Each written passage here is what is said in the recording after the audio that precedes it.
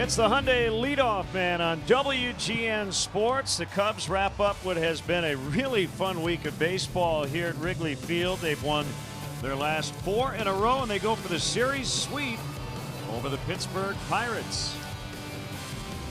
Happy Sunday to you. Along with Jim DeShays, I'm Len Casper, and we will have baseball. It's foggy, as you can see. We do expect some rain a little later on today, but we hope to get the first pitch going at around 1:20. Cubs a 2-0 winner yesterday. They got those runs in the first inning, and that was it. Yeah, kind of a bizarre game yesterday. The Cubs turned a fall down double, a ground ball, and a sac fly into 2 runs, and they made it stand up. Here's the fall down double. Jason Hayward pumps this ball into left center. Starling Marte, a Gold Glove outfielder, in position, blows a tire, down he goes. Bryant, who had been hit by a pitch to start the ball game, ends up on third base, and real good work here by Zobrist. Gets the top hand on top of that baseball, ground ball to the right side, 1 in, 1 over. Rizzo drives in 1 more. That's all John Lester needed. He's been outstanding. Now a 2.44 ERA, third best in the National League. Yesterday, 7 innings of 1-hit shutout ball. He talked about his changeup. It's a pitch that he hadn't used a ton the last few years, but a little more often this season with good effect. Yeah, I think he struggled a little bit at times last year with his cutter. That forced him to use the changeup a little bit more. Now he's been relying on it more heavily.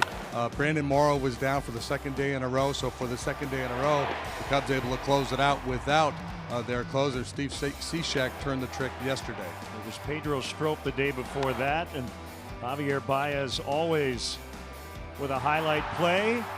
He played 1 inning on defense, that was it, and caught the final out. Final 19 Pirates went down in order. They're without a hit with a runner in scoring position in the series. The Cubs have outscored them 5-1 in the first 2 games. We'll hear from Cubs manager Joe Maddon as we continue from Wrigley Field. Stay with us.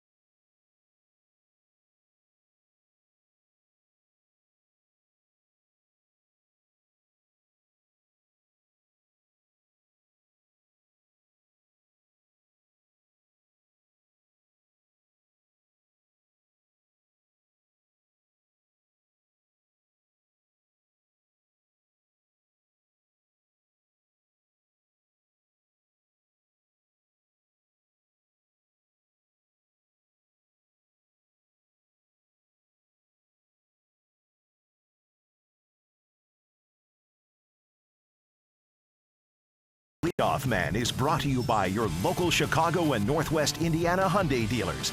Test drive a Hyundai today. Forecast has actually changed for the better in terms of getting this game started, but it has been fairly iffy throughout the morning and now into the early afternoon hours. Here's Joe Maddon on how you kind of handle a day like this. Well, we're trying to figure that out.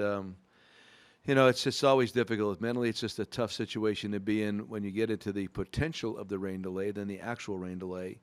You just got to appreciate the guy that plays every day and how tough that is for him.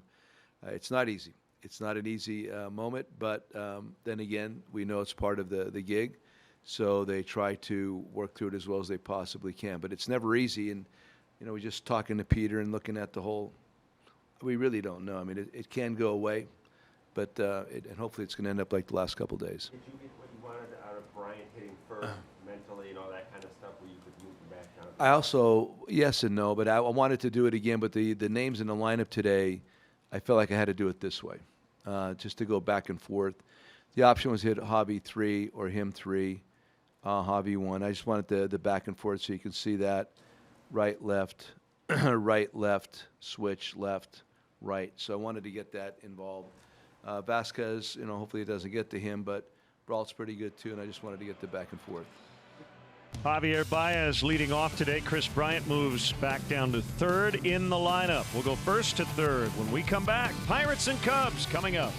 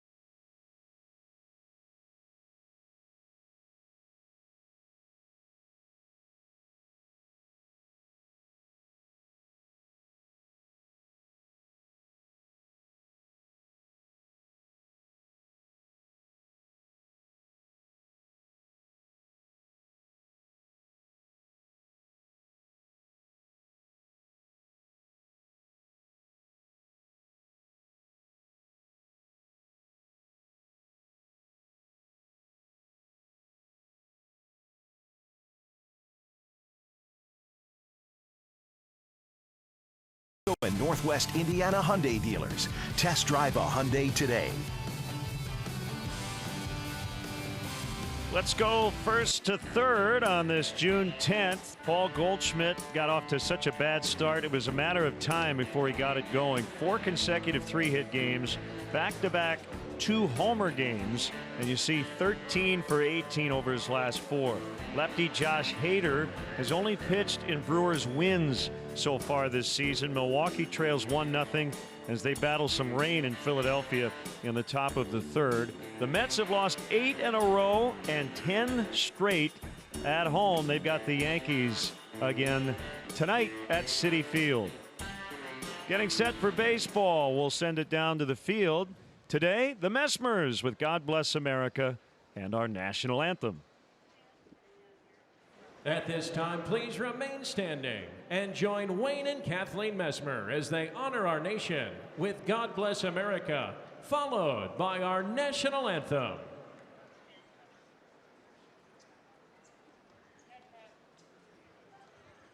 God bless America, land that I love. Stand beside her and and guide her through the night with the light from above, from the mountains to the prairies, to the oceans white with foam. God bless America, my home, sweet home. God bless America, my home, sweet home.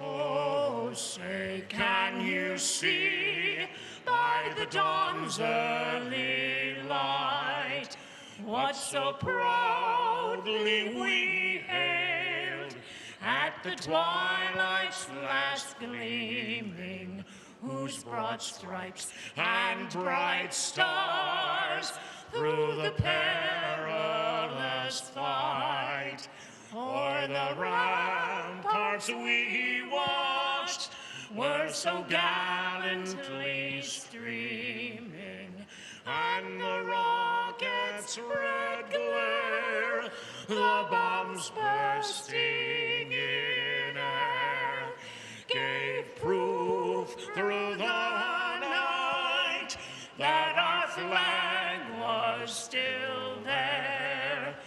Oh, say does that star-spangled banner yet wave o'er the land of the free and the home of the brave?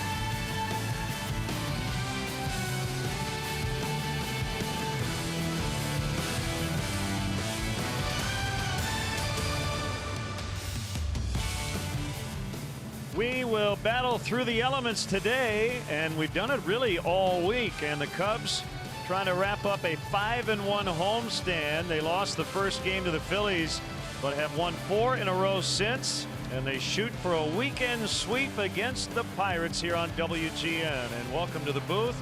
We just got a brief shower, but we are going to start here in a couple of minutes. Len Casper, Jim DeShays, Cubs 4-1 this week, coming off a real good trip. Life is good. Yeah, 6-1 on the road trip, 4-1 so far here on this homestand, playing at a very high level on all phases. Pitching has been outstanding. The bullpen's been great all year. The starters have really stepped it up over the last couple of weeks. You see the opponent average of just 191 against. The Pirates have really scuffled so far in this series when they've had opportunities to drive in runs. Kyle Hendricks will go for the Cubs. Right-hander Ivan Nova will come off the DL and pitch for the Pirates. The defense in particular has really stood out this week, as the Cubs maybe can head to Milwaukee in first place tomorrow night. Pirates and Cubs coming up next.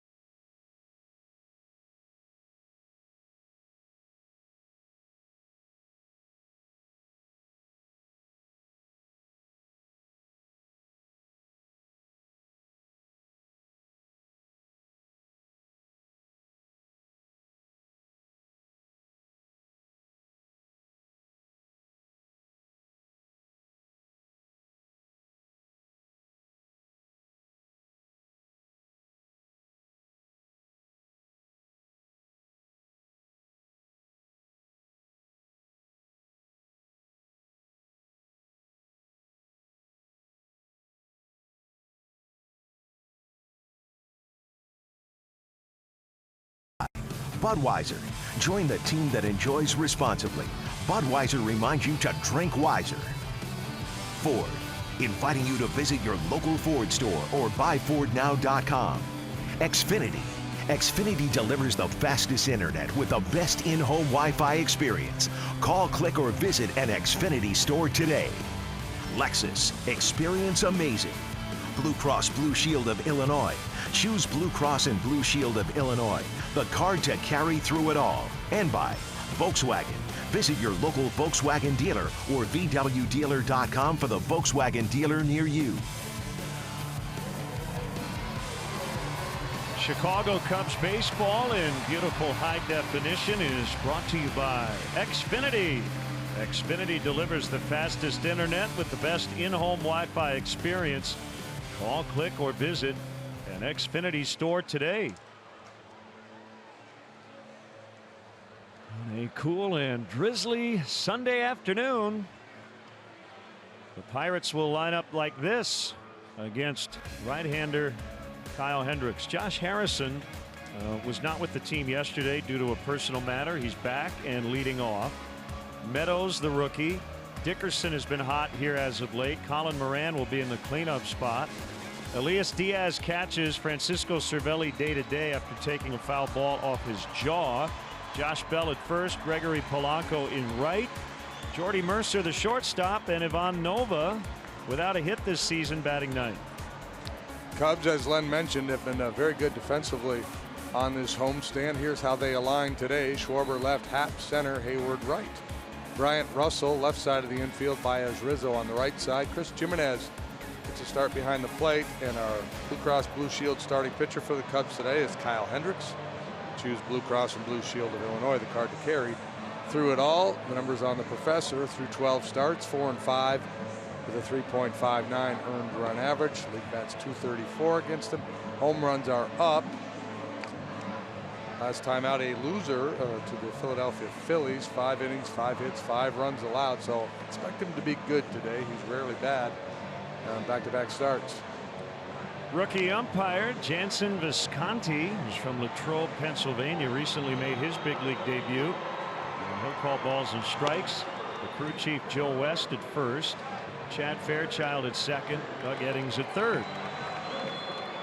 So here's what the Pirates are going to have to deal with today when facing Kyle Hendricks. There's the pitch breakdown. He leans heavily on a sinking fastball and changeup. That combination leads the way. Occasionally he'll flip up a curveball. It's all about movement and command and know-how for Kyle Hendricks.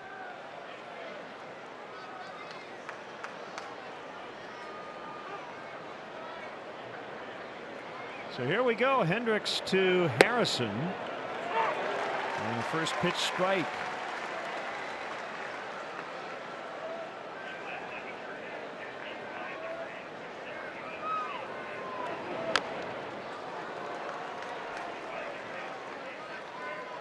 Sinker down, floats the changeup in on his hands.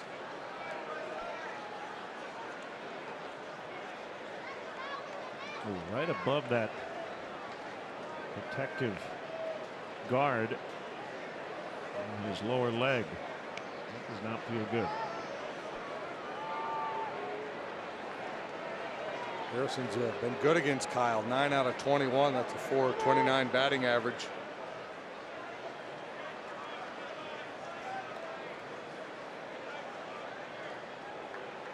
.65 degrees as we get started. Slight breeze out of the northeast. And 3 miles an hour. This has got to be one of the coldest June homestands the Cubs have ever had. Let's go back to Tuesday. 55, 68, 73, 59, and then 65 the last 2 days. Sounds like my report card.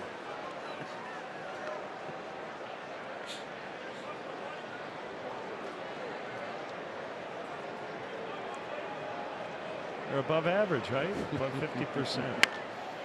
Rolled foul into the Cubs dugout. Got him in swing mode here. Change up sinker, and Harrison down on the count trying to protect. Once in a while, Kyle will elevate a four-seam fastball.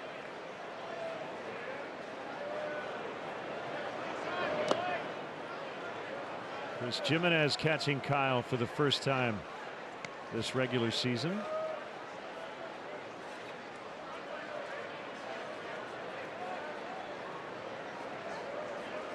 Set up toward the inside, and the pitch drifts way off the plate and almost hit him. Harrison gets hit quite a bit.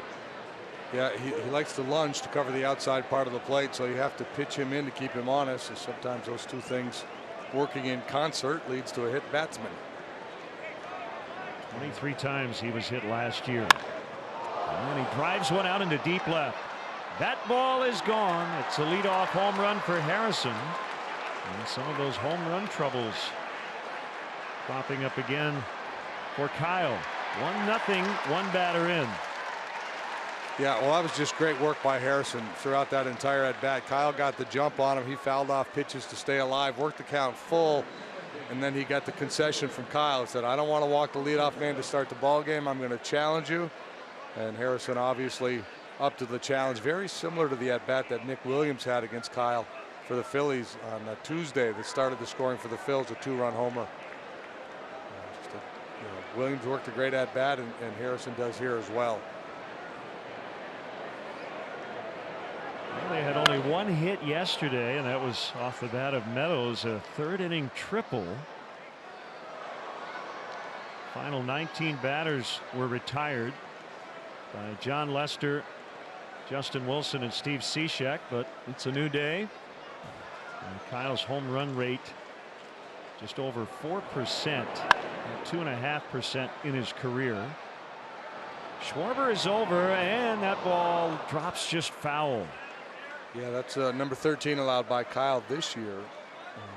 He allowed 17 all last year.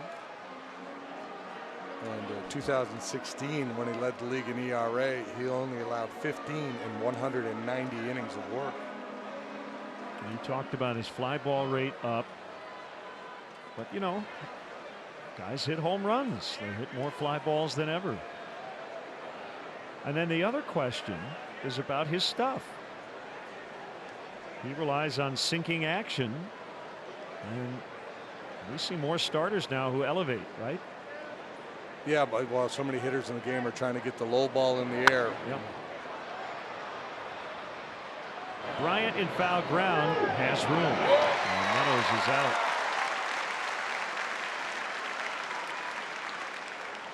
Yeah, I think some of the home runs allowed by Kyle this year, obviously some have been mistake pitches. Other times it's been game situations. Very much like this one here. You don't want to walk the leadoff hitter. Yeah, I'm going to take a shot over the big part of the plate. Hope something good happens. He talked about his mechanics just being off a bit after his last start. Corey Dickerson, 6th in the league in batting average. He's got an 8-game hitting streak, and he has always hit well here at Wrigley Field. And he pops one foul to right out of play.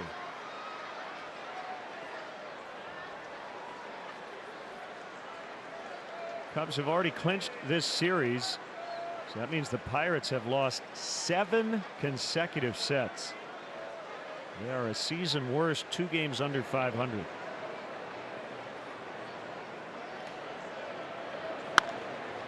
and 16 in their last 21 ball games. Yesterday, before the game, Ray Searage, their pitching coach, had all the pitchers and catchers in the right field corner for a lengthy meeting. When you're going through rough stretches, you tend to have meetings, and there's the tip of the cap to the confluence of the rivers in Pittsburgh.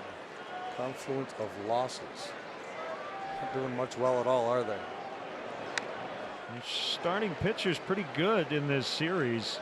Nick Kingham went into the 7th yesterday and allowed just the 2 runs in the first. He's back in the minor leagues. Nova coming off room for Nova. Yeah, Nova off the DL to make the start today. Kingham becomes the odd man out, and he threw the ball well. Kyle's 0-2 to Dickerson. And he fights it off foul.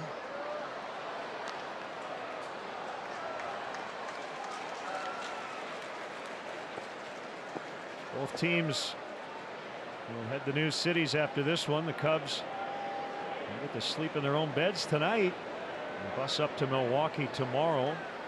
The Pirates will fly to Phoenix after this one to play the Diamondbacks.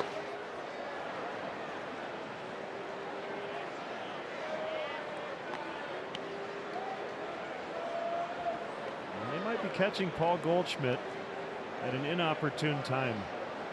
As we show you on the leadoff man, he is sizzling hot. Look at the choke up here by Dickerson. He was choking a little bit. Now he's gone even further up the bat handle. Who's going to get it? It'll be Schwarber from left. Hat got a late break. That's old school right there from Dickerson. Yeah, well, we see it from Votto and Rizzo, and with 2 strikes, Dickerson way up on the bat. That's how you hit for a high average. Colin Moran, the third baseman, batting in the cleanup spot. Second among National League rookies in batting average and OPS.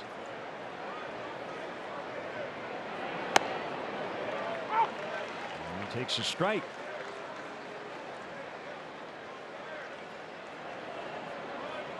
Hendricks with a career 2.56 Wrigley Field ERA. 309 this season. Gave up a season high 5 runs in his last start against the Phillies on Tuesday. Shift is on for Moran.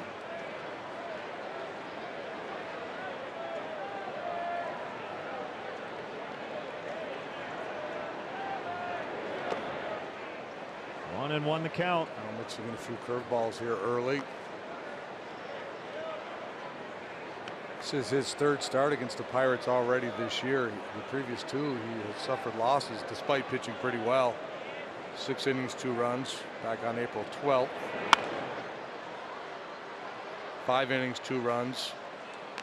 The last time he saw him at their place on May 30th.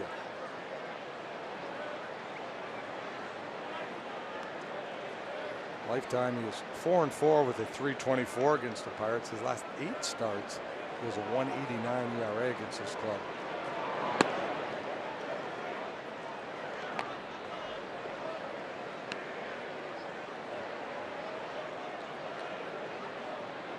High pitch first inning. 21 and counting.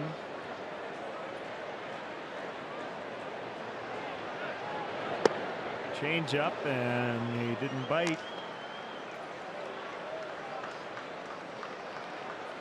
So this is the situation where he gave in to Harrison with the 3-2 challenge fastball. I think he will not be as aggressive here now that he's already given up 1. Called strike 3. Got the call on the inside corner. It's the Pirates 1 and the Cubs coming up.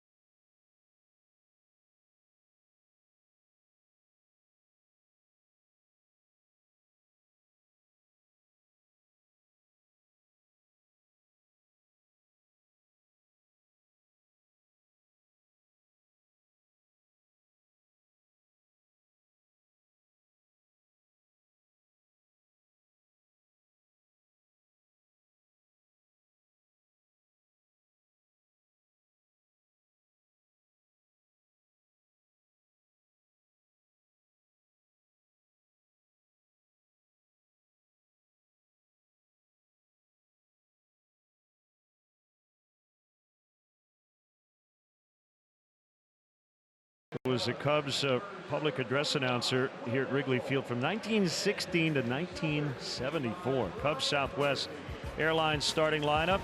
Baez in the leadoff spot for the 2nd time this year. Hayward, Bryant, Rizzo, followed by Happ, Schwarber. Russell 2nd game back. He's missing a few days with a finger issue. And the battery 8 and 9, Jimenez and Hendricks. Let's take a look at the Pirates defensively. Meadows now making his 3rd start in the outfield at each position. He's been left, right, and now center. Dickerson and Polanco out there with him today. Moran, the primary 3rd baseman. Mercer, Harrison up the middle. Bell's the first sacker. Diaz in for a banged up Cervelli behind the plate. Von Nova off the DL to make his 12th start, 2-5 with an ERA just below 5. Sprained right ring finger. Swing and a foul by Baez. It's Chris Bryant leading off the last 2 days. It's Javi today. He's trying to snap an 0 for 14. Joe Musgrove was originally slated to make this start, and he'll be pushed back to tomorrow night.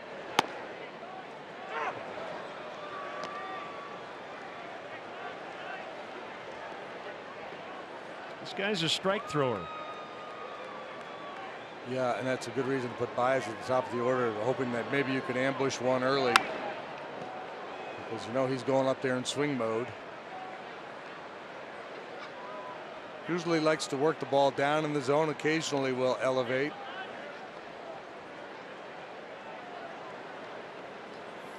First start since May 24th. And a swing and a miss for strike 3. Got the curveball that backed up on him, but it still got the job done. You see the breakdown on what Nova likes to do out there. Fastball, again, probably more sinkers than four-seamers. Curveball and a changeup. 6'5", 245, 31 years of age. Got him a couple years back at a trade deadline deal with the Yankees, and then signed him to an extension through next season. If you said Ivan Nova backwards, it would be Avon Navi. Jason Hayward takes outside for a ball. If it's any relation to Aaron Nola.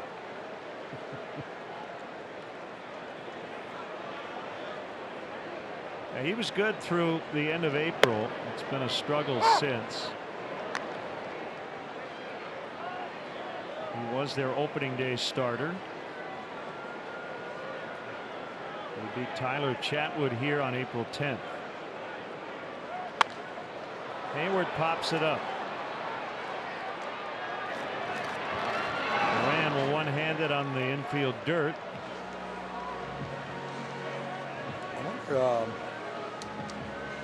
That sky's going to present a little problem. Balls in the air today. It's foggy. It's like the Glowman. We got a Glowman situation. Glowman alert here at Wrigley.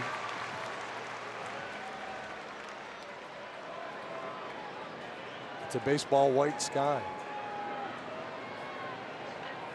Bryant, excellent work the last 2 days. In the leadoff position, 3 for 6, a walk, a hit by pitch, 2 runs. He's hitting .322 over his last 21 games. Yet, the narrative somewhat has been he's struggling. Well, the power game hasn't necessarily been there. He hasn't homered since May 14th, but he is getting his hits.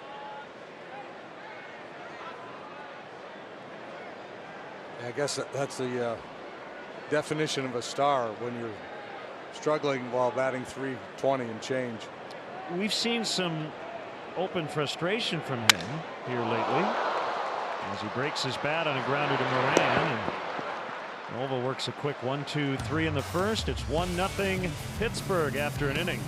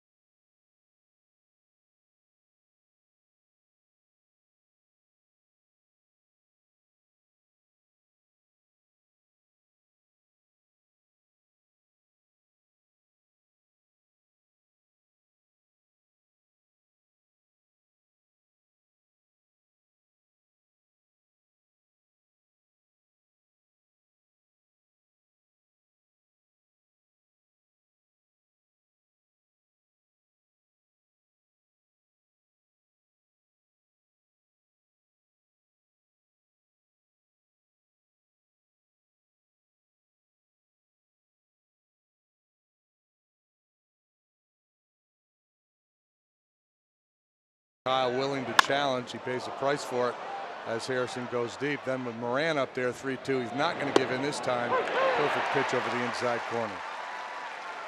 It's a high-speed replay powered by Xfinity.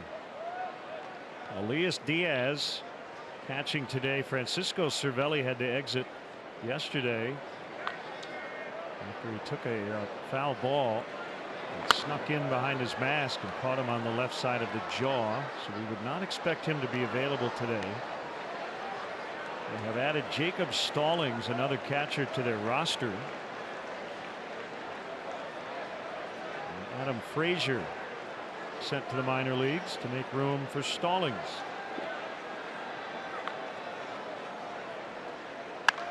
So down goes Frazier. Chris Bryant will make the play. Diaz is out. Yeah, it's a tough break for Frazier, right? Cervelli gets nicked up. They need help at the catching position. Frazier ends up paying the price. Josh Bell batting 6th for the second consecutive day. He had hit cleanup in his first 57 starts.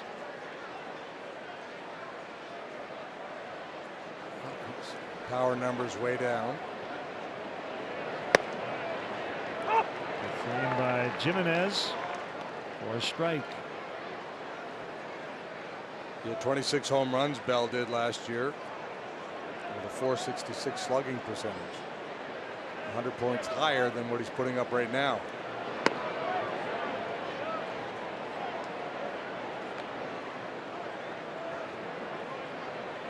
Another big crowd here at Wrigley Field. A few empty seats, I think, because of the rain. People were headed for cover earlier. But just about everything is filled in.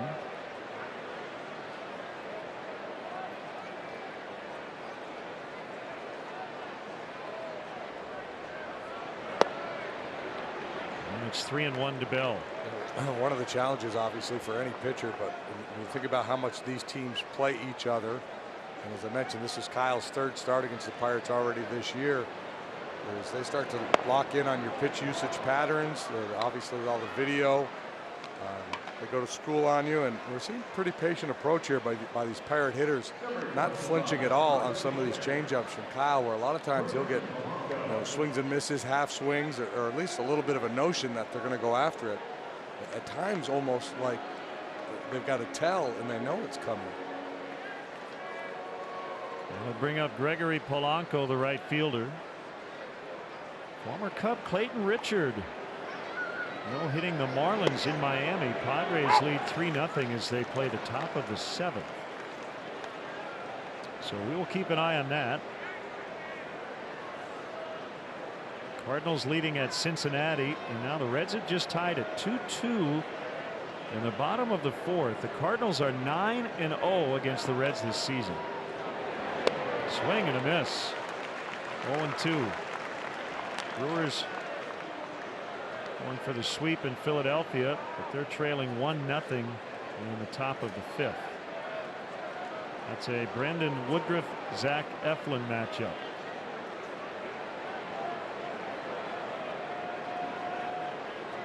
Cubs are half game out of first.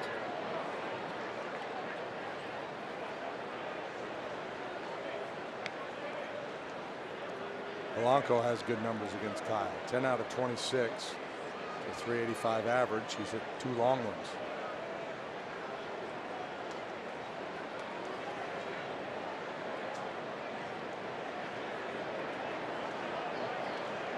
Short lead by Bell.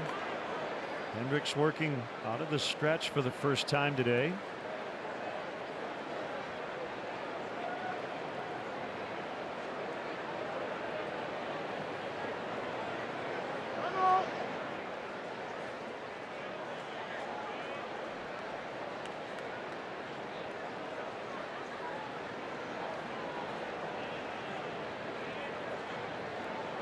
The pitch. Double play chance. 4-6-3. Pirates done in the 2nd. They lead the Cubs early 1-0.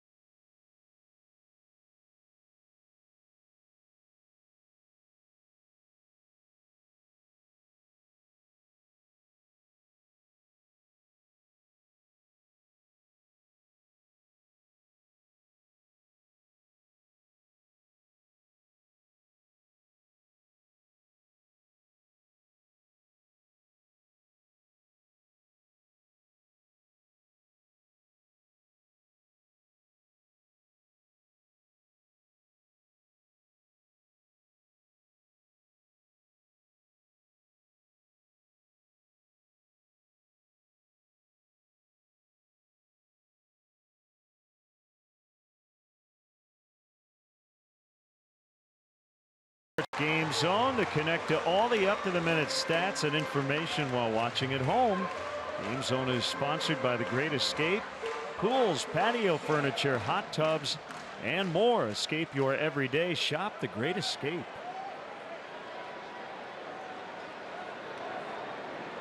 Very optimistic Cub fans with shorts on today as Rizzo takes ball one.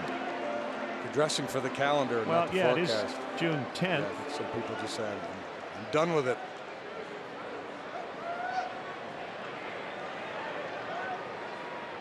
Shorts and a winter jacket. 2-0. Rizzo's knocked in 21 runs over his last 20 games with an at bat. He's now in the top 5 in the National League with 44.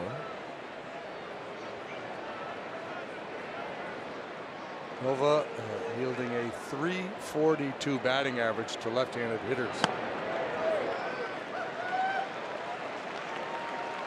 That's the highest in the league on pitchers who've thrown at least 60 innings.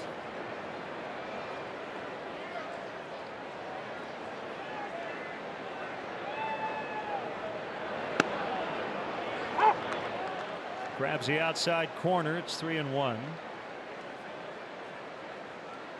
And Happ will bat left-handed, and then Kyle Schwarber. Yeah. So 3 guys from the left side here in the second. Yeah, I think the Happ in the lineup was an adjustment with Nova getting the start over Musgrove.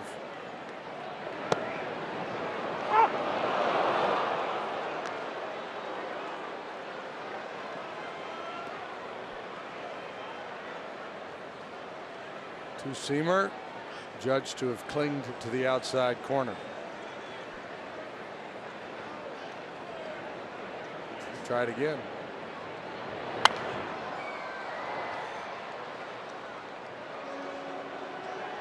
Bond is from Palenque in the Dominican Republic. Yankee fan growing up, played shortstop and outfield before becoming a pitcher, and he signed with the Yankees in 2004. And he walks Rizzo.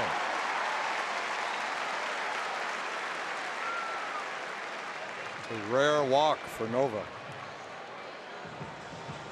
Here's your Lexus Run Predictor. It's brought to you by your Chicago area and Northwest Indiana Lexus dealer.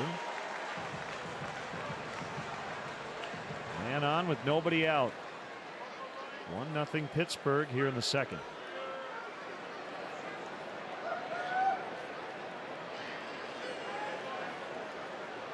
Shade Happ around the left in the outfield.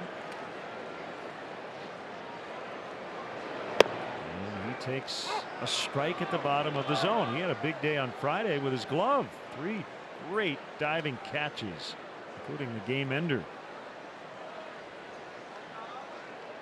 Yeah, Joe likes this matchup because Happ's better down than up, and Nova likes to sink the fastball.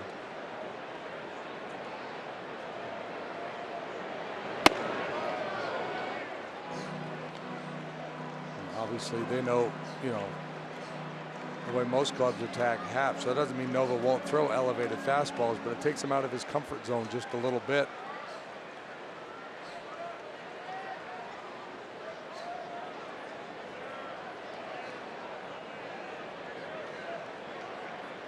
A kick and a 1-1. Inside again. The Yankees traded Nova to the Pirates in 2016, and then that December he re-signed a 3-year contract.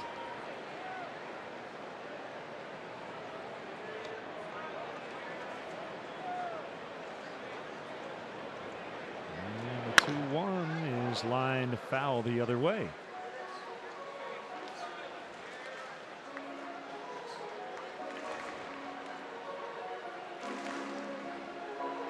Happ's got some family and friends who root for the Pirates, but not when he plays them. He's from Pittsburgh. Blood is thicker than the Allegheny River. Throw gets by, and Rizzo is going to have to hold.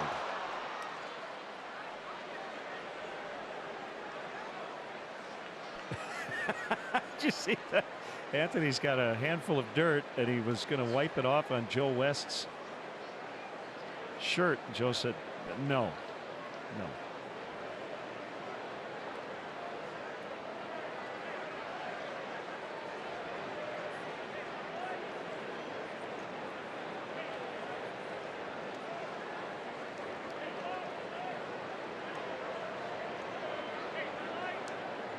Two balls and two strikes.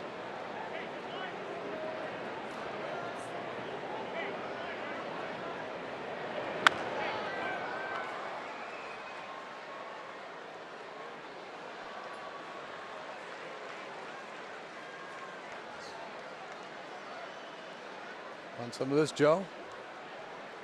West has been at this since 1976.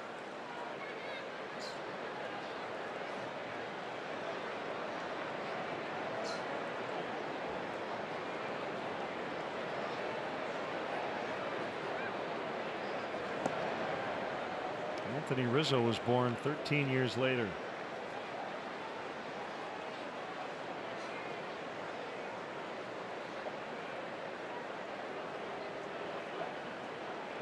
Pretty good lead by Rizzo.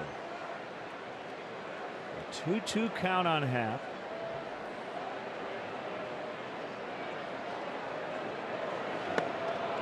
And struck him out.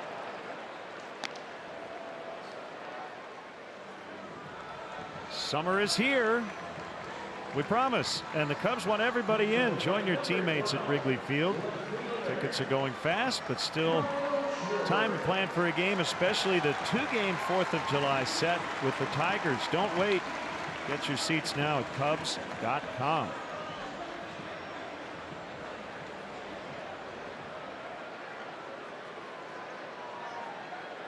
Kyle Schwarber. 1 for 10 on the homestand, plus 3 walks. He's playing left and batting 6th.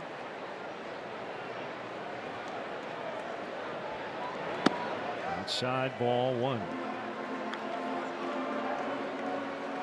Heading on down aisle, 222.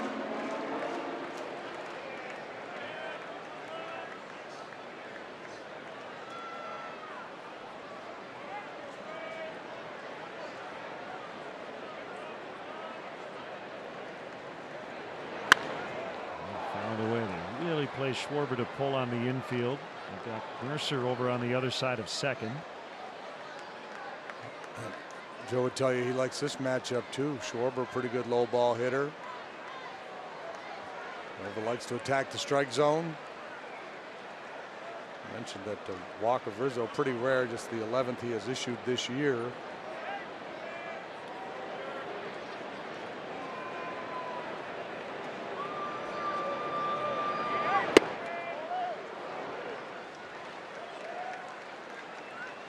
Update our Lexus run predictor now that you add an out to the mix.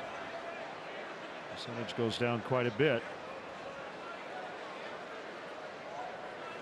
Every once in a while, Rizzo will start on the bag. And I really like that maneuver. Swing and a miss. Schwarber nearly came out of his shoes. For this reason, number one, you probably, if a pitcher takes a peek, you're probably not going to get a throw. And number two, by the time the pitch is delivered, quite honestly, with his momentum, he's as far off as he would be even with a lead to start it. Yeah, and moving in the right direction as opposed to standing flat-footed. As he's doing it again.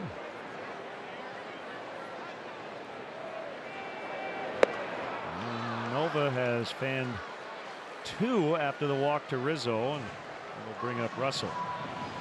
Yeah, 3rd strikeout of the game. He got Baez to start the game. He gets Schwarber with a good changeup.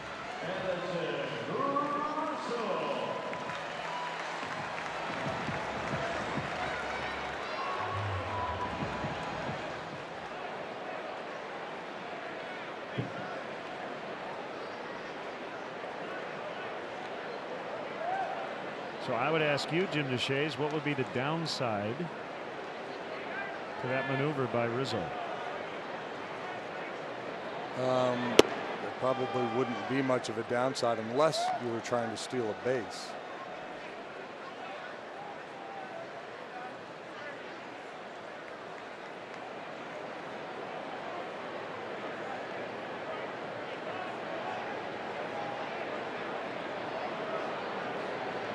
That's a good answer. Knocked down by Nova. So the leadoff walk does not hurt him. And we go to the third inning. It's 1-0 Pittsburgh.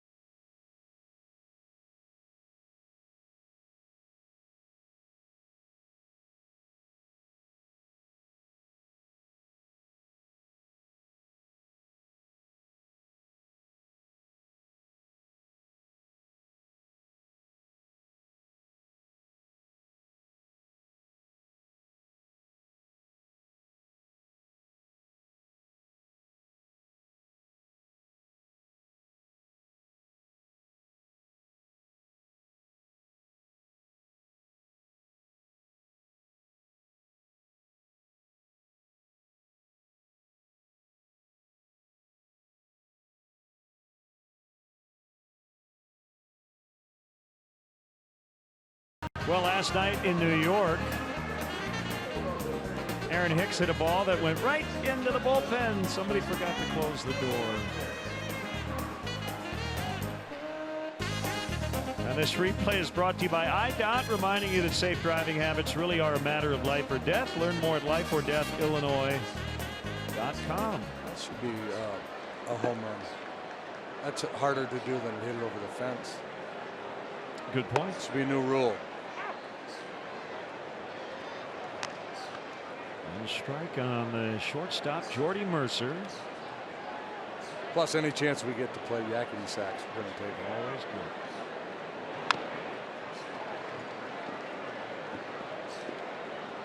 Mercer hit leadoff for the first time this season yesterday, went 0 for 4. A lot of 0-fers for the Pirates. They were held to 1 hit. The Marlins are on the hit board. Miguel Rojas breaks up Clayton Richards' no-hitter. It's been 3-1 San Diego in the 7th. Padres have never had a no-hitter. That's right. They're the only club. It's not a hot dog.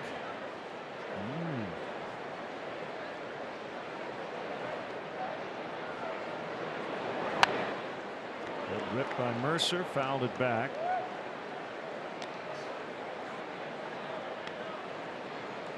Mercer, pretty patient hitter, almost never swings at the first pitch.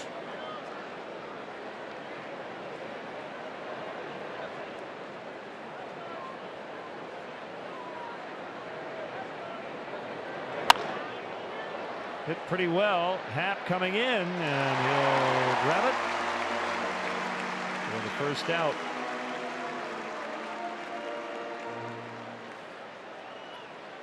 So here comes Ivan Nova. He is 0 for 21.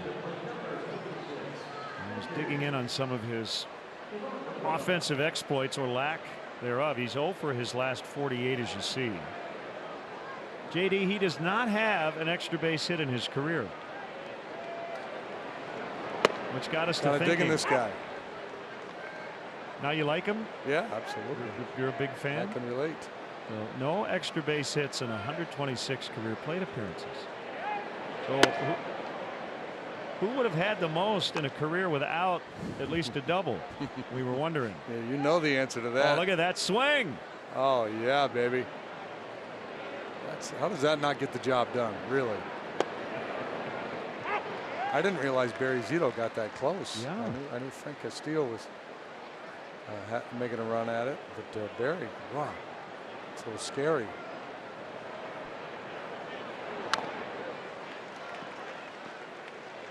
It's that rare combination of lack of power, lack of speed that I brought to the table. I mean, you had to come close. Did you ever get thrown out at second trying to stretch a single? No. Not even close? No. I never backed up an outfielder, never hit one in the gap. My best chances came real early in my career. I was a left-handed hitter, left-handed batter, and a couple times I hit the ball right down the third baseline. But I wasn't sure it was going to get by the third baseman, so I just, like this, and I halfway down to right field. By the time I realized the ball was rolling down the left field line, where I could have maybe turned and gone. But after a couple of those, they started playing the left fielder really close to the line, so that took that option away. Now, didn't you have a first base coach? What might he have been? He was probably stunned that I don't think he wanted to ask too much of me. Matty Galani was, when I was first there, was the first base coach. And when I got on first one time, he said, "Hey, if you get a good lead, don't go."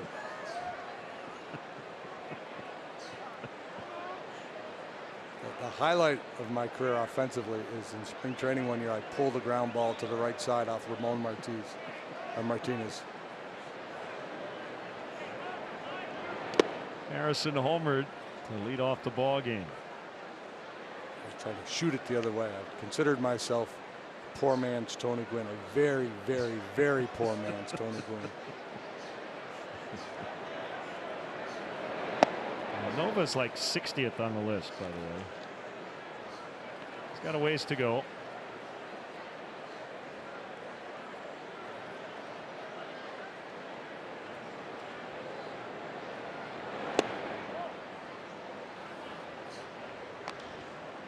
Well, a lot of pitchers would kill to have 440 career plate appearances. That's all that matters.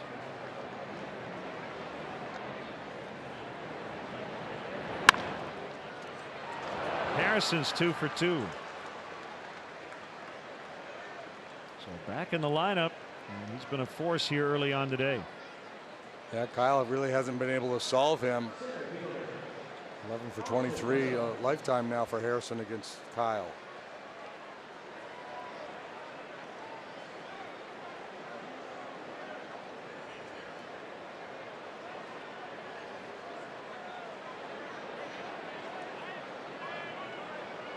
Nobody's really figured out this kid yet.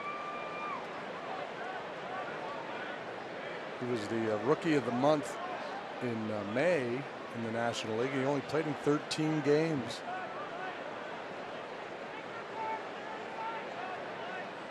Well, the Pirates, as an outfield, lead the league in OPS, 820. They haven't been getting it from Gregory Polanco, but Meadows has been a huge boon in that regard. Yeah, Dickerson's been very good. Marte's been pretty good.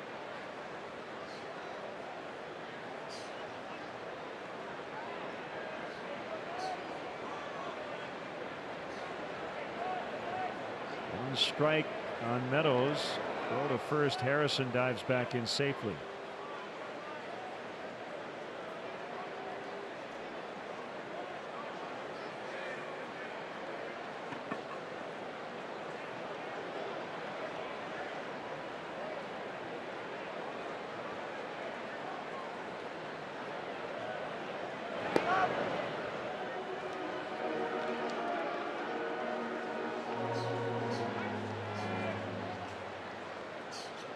Harrison with just one stolen base so far this year. Usually count on him to swipe a few bags. Looked like he wanted to go and then stopped. 1-1 the count.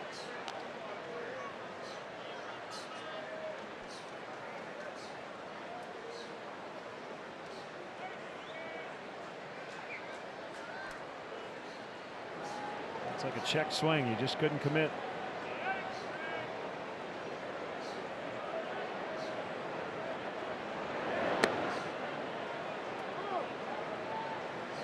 Well, I guarantee with the funk that the Pirates are going through, and I mentioned the meeting they had with the pitchers out in the outfield yesterday, you know, probably a lot of conversation along the lines of, look, you know, we might not be hitting, there are certain things we're not doing well, so let's take care of the details of the game. You know, aggressive leads, you know, back each other up in the outfield, hit the cutoff man, all those little things that you can control. When you're scuffling, you'd hate to lose a game because you weren't paying attention to some of the details. Clint Hurdle said after the game yesterday, and he might be right. He said if Marte doesn't slip in the outfield, probably an extra innings. But we like how the Cubs quickly pounced on that, scored 2 runs, and that was it. Long pause at the set, no pitch. Remember that pitch in his last start? And Kyle threw one that missed the zone by 10 feet. We wondered what happened. There was no slip or anything, but he kind of had a late cross up with a catcher, right? And then he didn't want to throw it, but once he had committed, he had to throw it. Harrison steals second, his second of the year. Yeah, he had a huge jump. He was working really hard to get his lead, and he anticipated first move, went before Kyle even did. Yeah, I think it's akin to a quarterback just throwing the ball out of play. You don't want to get picked off. You know, you don't want to goose one up there and have a guy whack it off the wall. So you just kind of throw that kind of eephus ball. It was a little scary when we saw it because sometimes that sort of pitch indicates an injury. That was not what happened.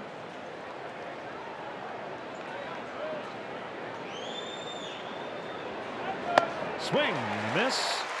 And the Pirates waste that single and steal by Harrison.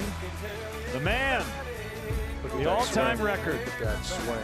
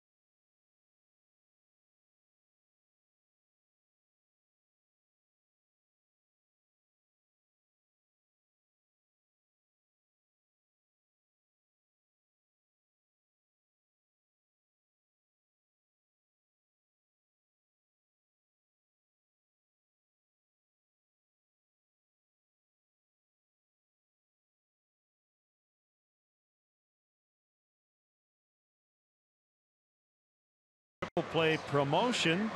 Text Subway to 97999. Write down the 300th texter wins a $30 gift card to a Subway restaurant in the Chicagoland area. Subway, so much sandwich. Chris Jimenez spelling Wilson Contreras. This is Chris's 4th start as a Cub.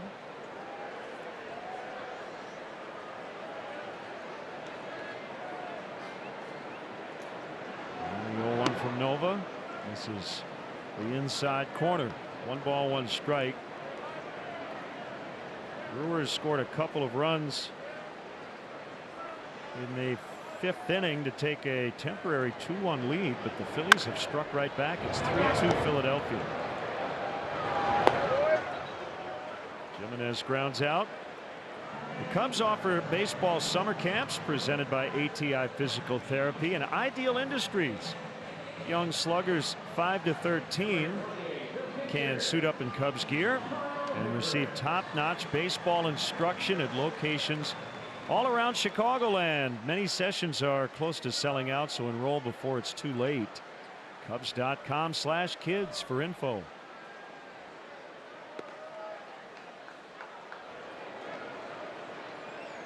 A strike on Kyle Hendricks.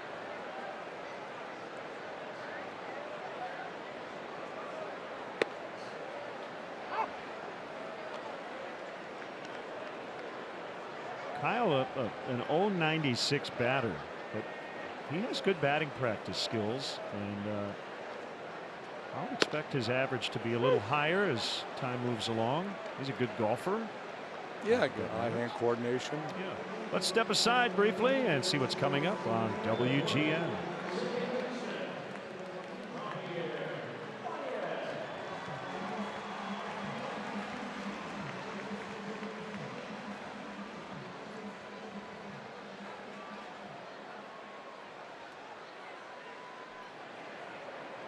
Len Casper and the record setter Jim Deshaies.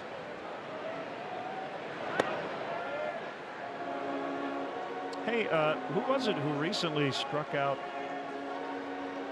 the first 6 or 8 batters to maybe tie the American League record? Blake Snell, I think. Snell. At 7. 7? Yeah. Okay.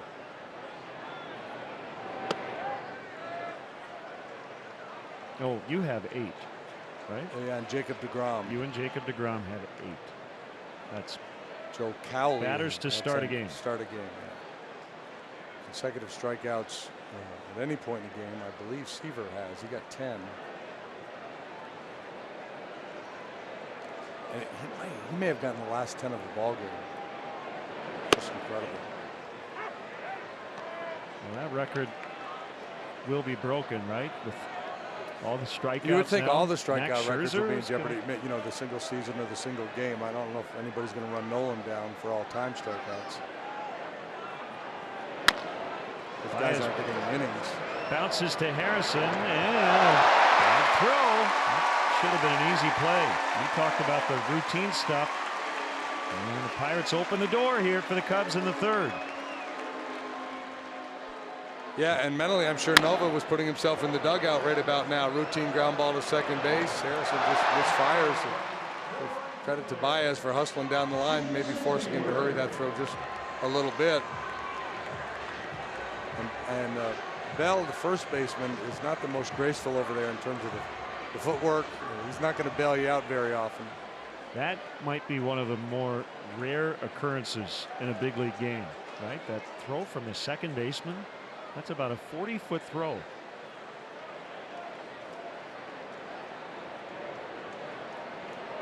So it's Hayward as the inning is extended.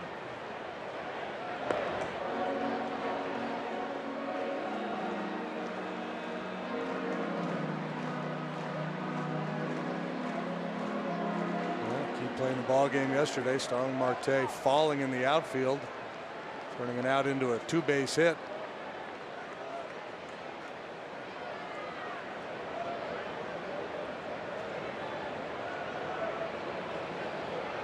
Mason at 386 over his last 10 games going into today. 0 for 1 in the ball game.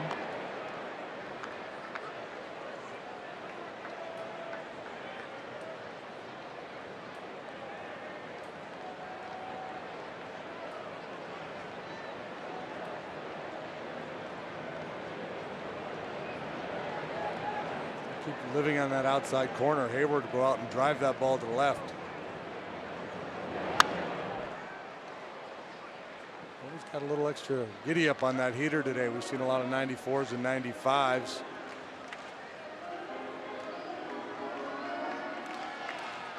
This year averaging Just around 93 on the fastball. A little frisky after some time off, perhaps.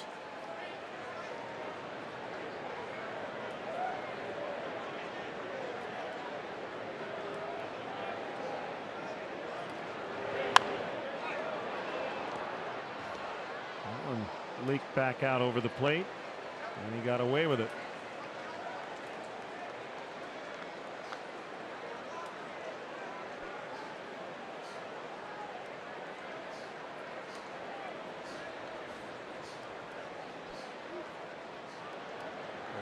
Javi, you got to be on high alert here for maybe a breaking ball in the dirt where you can get yourself a second base.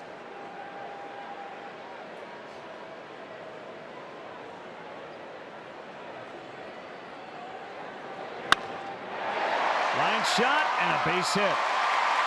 Baez trying to make third, and he will, as the throw from Meadows goes back into second.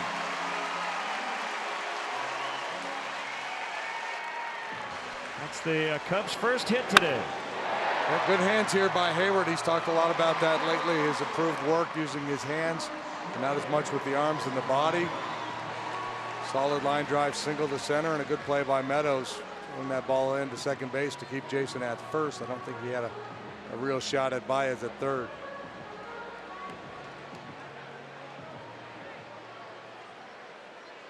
So can they cash in after the error?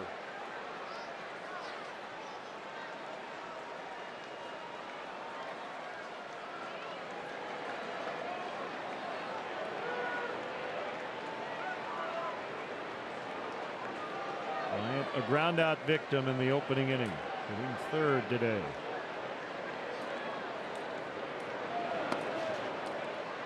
Hayward will hold at first.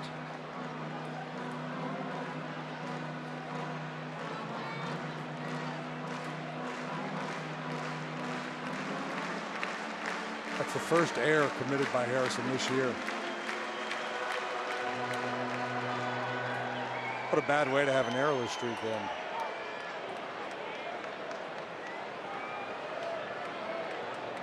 This has the entire right side open.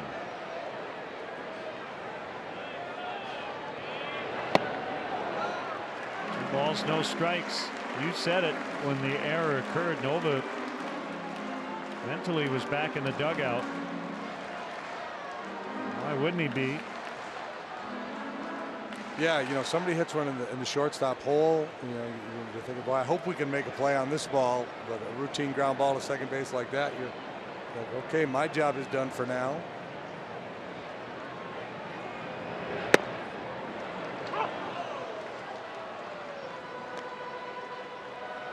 As a pitcher, though, you take pride in being able to bail out your teammates. You got to be able to pitch around some errors. It's the nature of the game.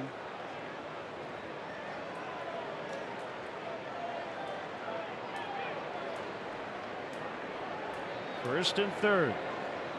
2 outs and a 2-1 coming up to Bryant. Fly down the right field line. Polanco will not have a play.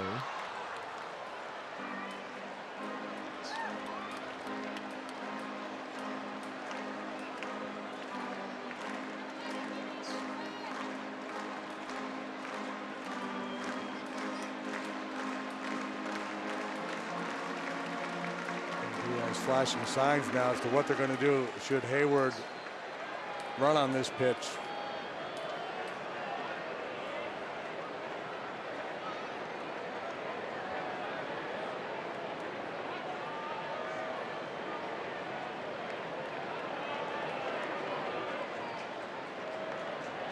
That was a week ago.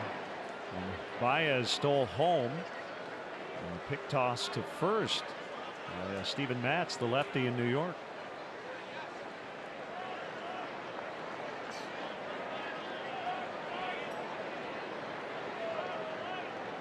There goes Hayward, swing and a miss. So Nova eventually gets out of it. Cubs strand a couple at the end of 3. It's 1-zip Pittsburgh.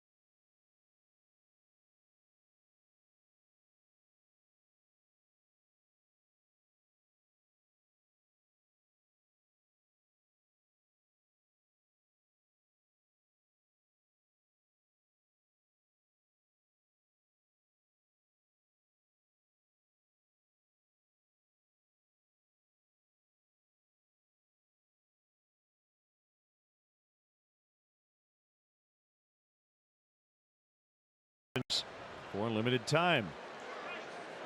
Oh, come on, it's not that cold.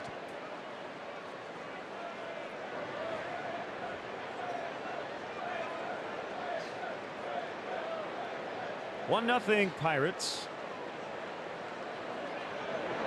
Outside from Hendricks to Corey Dickerson. Interesting alignment for Dickerson. KB way off the line at third base. Anthony kind of guarding the line, but the outfield plays him a step the other way. He does hit the ball in the outfield to left center a lot.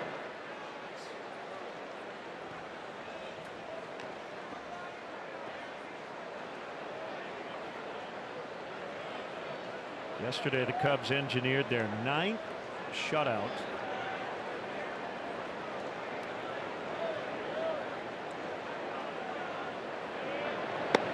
I think Brandon Morrow should be good to go today. That was Wilson and Cishek to follow up Big John Lester yesterday. Lester was brilliant for his 50th win as a Cub. 3-1 to Dickerson. Foggy Sunday afternoon.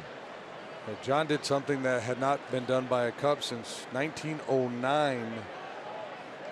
Orville overall. That would be 7 shutout innings, allowing 2 hits or less in back-to-back starts. Dickerson fouls. Full count.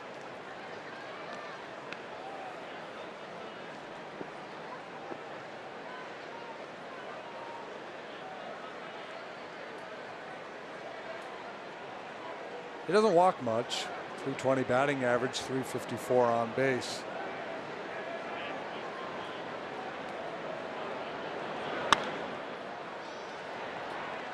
Here's Schwarber coming over near the line, and he'll make the grab. Let's see who's got momentum. Brought to you by First Midwest Bank. First Midwest Bank. Connect with a momentum maker today. Yeah, boy, and John Lester, he's been good all year. He's been really good in this ballpark. It's a winning combination. Lester at Wrigley. Over his last 8 starts, 5-1 with a 163 earned run average. His changeup has been a nice pitch for him, and not just against righties. Moran fouls. Well, you don't pitch as long as he has, as successfully as he has, without having the ability to make some adjustments and change the approach a little bit.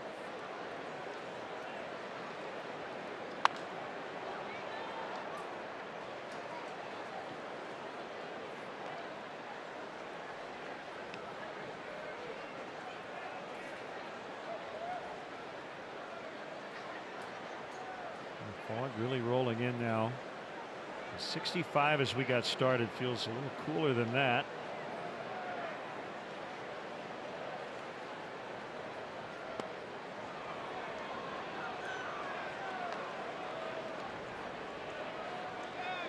The lights have been on. I'm not sure how much it helps.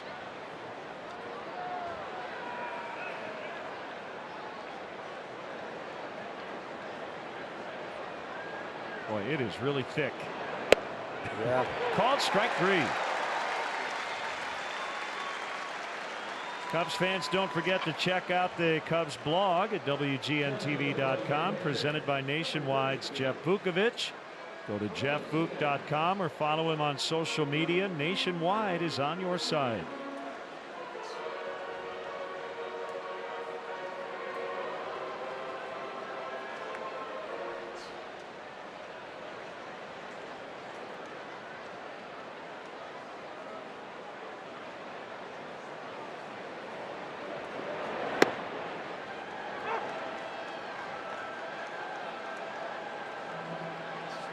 In 1938, when Gabby Hartnett hit the homer in the Gloman against the Pirates.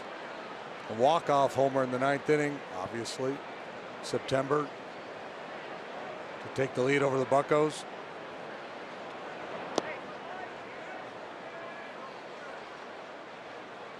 But that was darkness. This is fog. Yeah. Prior to August 1988. That was always top of mind. And we had late afternoon action here at Wrigley, early evening, depending on weather and the like.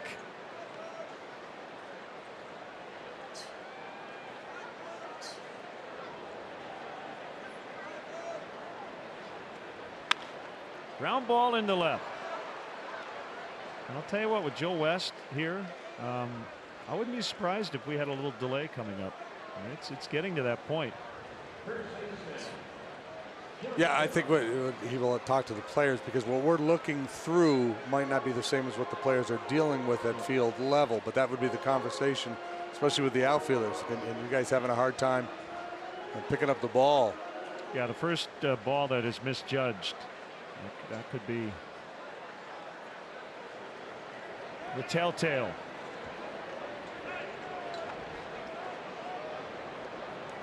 This will be a good day for Josh Fogg to pitch.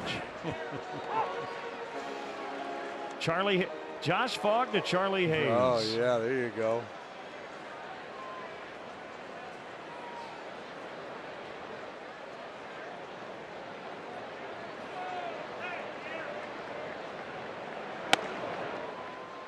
One on Bell.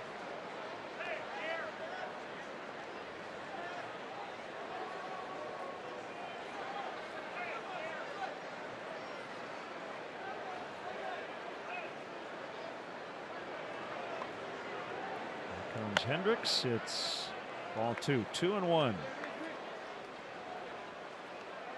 Bell showed good patience last time. Laid off a couple of potential chase changeups. Ended up taking a walk. Hendricks trying to figure out what he can get him to bite on.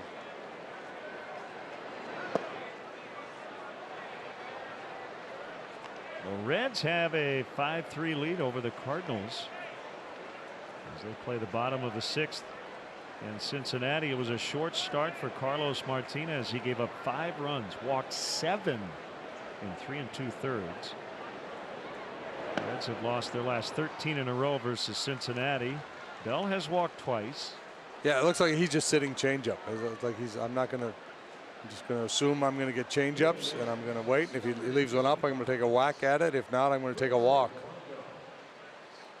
July 6th, the Cubs will team up with Third Man Pressing to offer fans an exclusive vinyl record ticket package featuring a limited edition 7-inch vinyl with Eddie Vedder's All the Way and Steve Goodman's Go Cubs Go. For more details or to purchase tickets for this limited offer, visit Cubs.com/vinyl.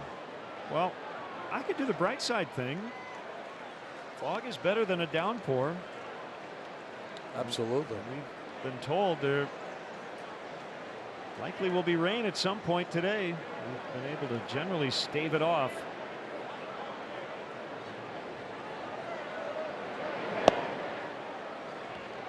Here's what the NL Central standings look like. Starting play this afternoon. We would have shown you the flags in center, but we can't see them.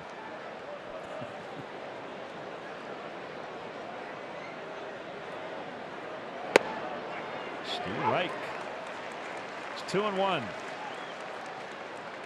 Pretty high pitch count for Kyle. 4th inning, nearing 80 on the day.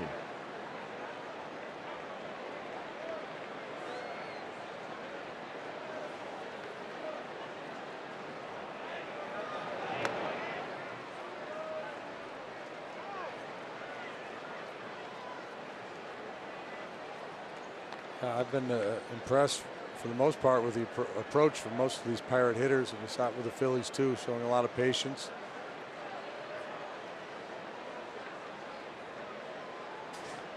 Blanco went after a high fastball last time, hit it on the ground, turned into a beautiful 4-6-3 double play. Kyle started today with the 4th best pitches per innings pitched in the majors. Schwarber able to find the ball. I don't know how he did it. And the Bucks leave 2 and lead the game 1-0.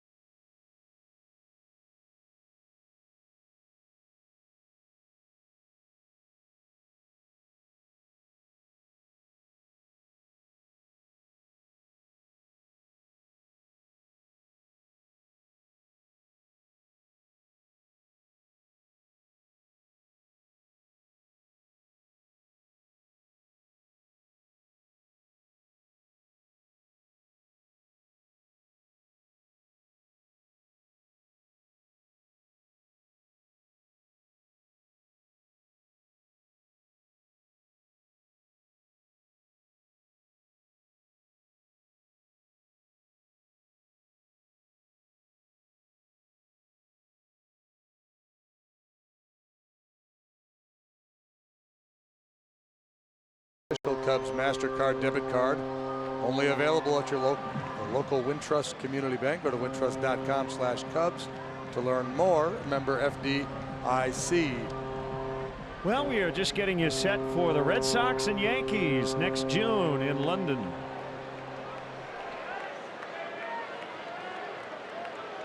Good sound effects.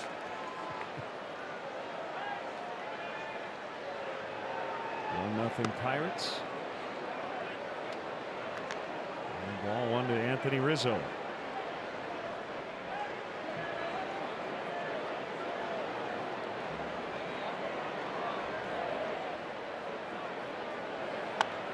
In on the hands and fought off foul.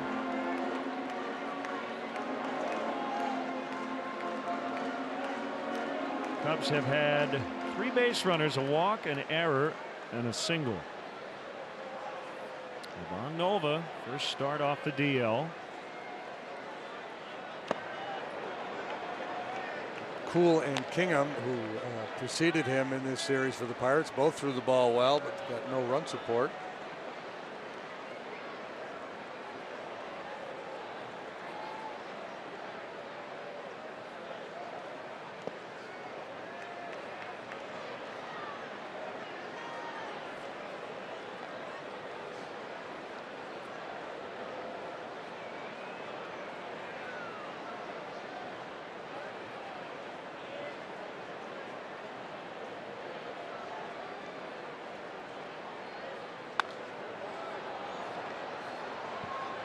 Still 2-2. Every once in a while, it's just a nice exercise, at least for us, to look at league averages, because you like to have context. And a lot of the new stats are context driven. But the current major league batting average is .246. Rizzo's at .245, but more importantly, the on-base percentage. What do you think the major league on-base percentage is? 320, 318, 317. Rizzo 345. Slugging 407. Anthony at 435. So even after a dismal April, he's in pretty good shape overall. That one shot foul in and out of the glove of the bat dude, or the ball dude. Good effort. Yeah, a little frustrated. He should have made the play. He's got a catcher's mitt. Not quite as easy. The most important thing is he saved somebody behind him from getting hit in the noggin. Why the catcher's mitt? I'm curious. Is that all that was available? Maybe that's how he rolls. Yeah, could be. Maybe in his other life he's a catcher somewhere. Ground ball in the left. Rizzo on for the second time. That approach will certainly boost that batting average. Two-seamer running away.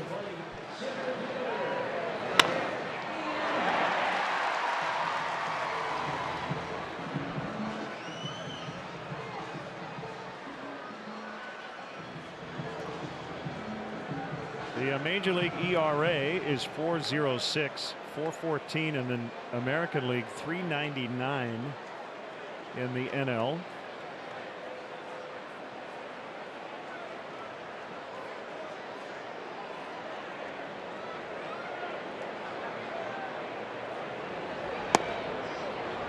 Strike called on Ian Happ.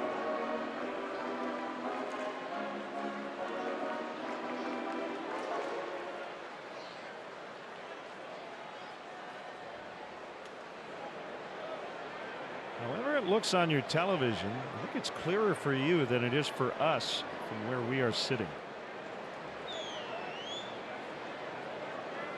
I need some HD glasses. Roll foul.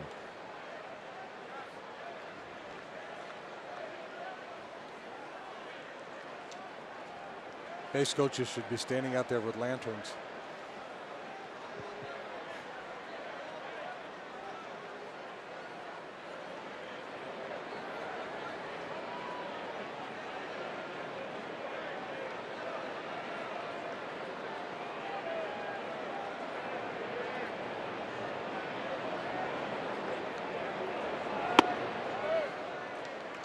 bit inside. Let's go outside the ballpark. There you go. See, we have our own climate inside Wrigley Field. It's true. There have been a lot of games in April and May over the years where we're wearing 3 or 4 layers and we walk outside the ballpark toward Clark Street and it's 20 degrees warmer. That's right to the bag at second. Mercer, 2. 6-3 double play.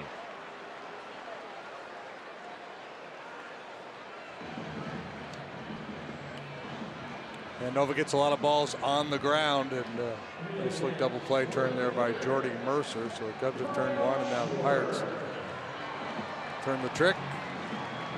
A lot on that throw, throwing off the wrong foot. And it brings up Kyle Schwarber with 2 outs.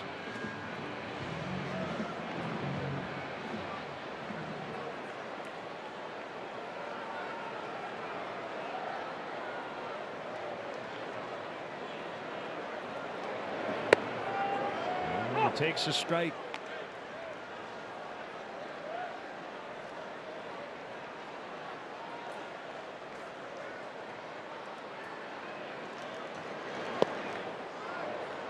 In the 7th in Philadelphia, Phillies lead the Brewers 4-2. Orioles getting crushed again. They're in Toronto, trailing 13-3. Baltimore 24.5 games out of first on June 10th. Schwarber went and angrily discards his bat and helmet. 1-0 Pirates at the end of 4.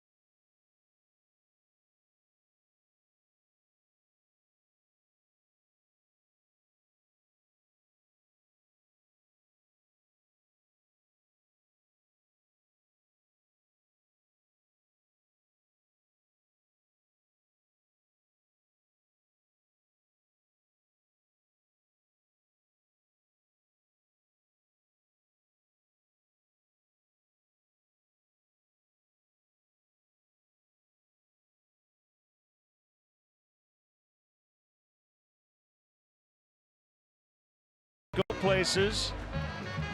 Cubs pitching has been really good here lately. You look at all the phases. Statistically, Cubs are near the top of all of them in the National League and Major Leagues. We've got some defensive numbers dialed up for you too that are instructive. Sinker strike on Jordy Mercer. 8-9-1 for the Pirates here in the 5th inning against Kyle Hendricks.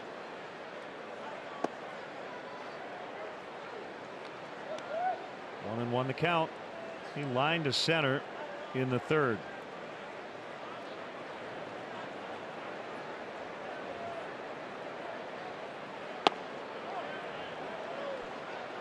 All right, these are the defensive numbers. The Cubs have made the 6th most errors in the majors, but you know, errors are not something that people inside the game really pay a whole lot of attention to these days.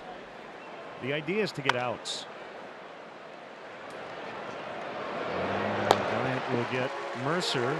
So a couple of the team stats, Fangraphs, the overall defensive score, the Cubs are number 1. And I really like defensive efficiency on Baseball Reference.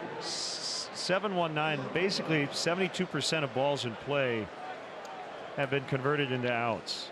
And they're second in the majors. And in 2016, they were number 1.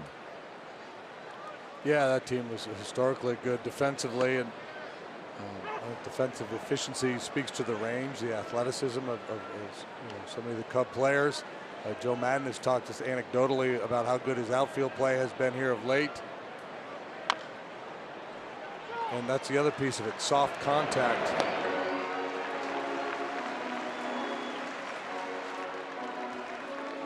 Two quick outs. Hey, the Budweiser Concert Series at Gallagher Way presents his second show Friday, June 22nd, featuring XRT favorites Big Head Todd and the Monsters. Come out and enjoy a great night of music. Tickets are still available at GallagherWay.com/events. And Lynn Bramer's watching today as he recovers from a long hot stove weekend. Thanks to all who came out to Metro Friday night. And still haven't heard the final tally, but it's about $500,000 raised for Theo's foundation to be named later. So thank you all.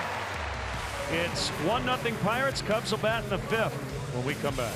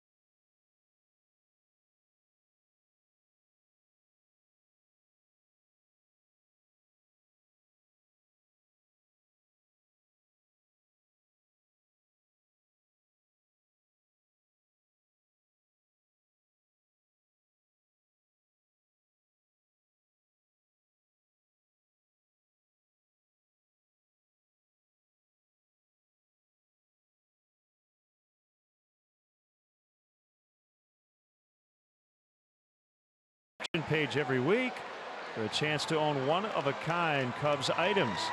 This week's auction includes jerseys from Memorial Day. Go to Cubs.com/authentics before 8 p.m. tonight to place your final bids. The Cubs will donate net proceeds from the sale of Cubs Authentics items to Cubs charities.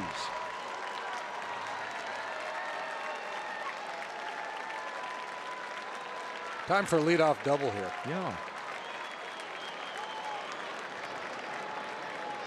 Addison Russell, second game back in the lineup since missing 4 starts with a finger injury. Fouls away.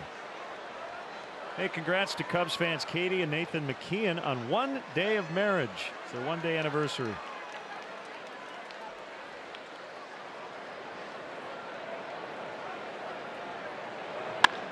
Ground ball, base hit. So not a double, but it's a start.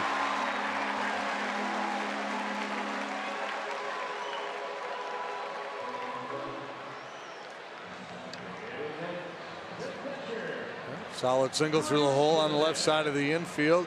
Jimenez taking a long look down at Brian Butterfield, going through some signs as Tommy La Stella has come out on deck.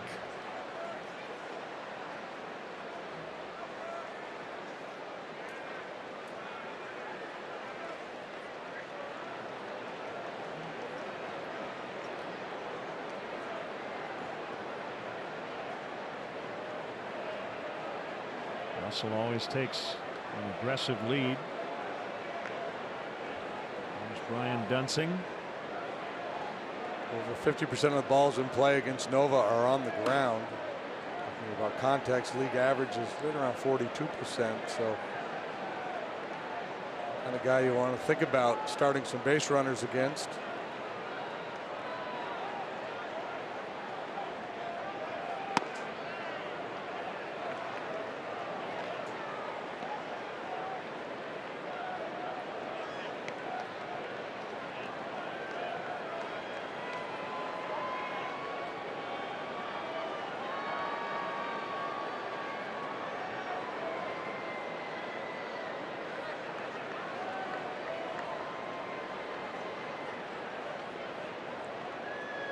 There goes Russell, and Jimenez in a hit and run does make contact but hits it foul. Yeah, trying to get a little something going at the bottom of the order. Just, again, the ground ball tendencies with Nova. When you're up against that, you start to think about playing a little hit and run. Talk a lot about Joe's matrix of outcomes, and he's got it all color coded. If he's got a ground ball pitcher on the mound, a guy who hits it on the ground a lot in the batter's box, is much more likely to start a base runner.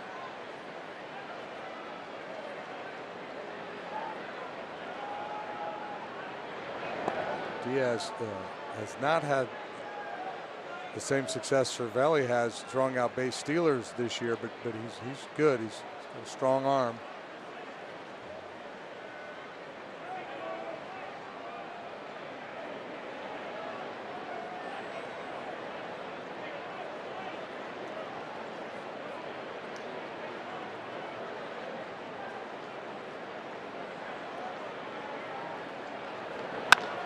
Double play ball.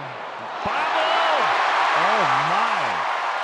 Wow. Harrison and Mercer have both made errors in this game. That should have been a 6-4-3. Instead, 2 on, nobody out, and Tommy LaStella coming up. Yeah, best opportunity of the day comes after this error by Mercer, and it's hit with a lot of pace, so it becomes an easy double play to convert.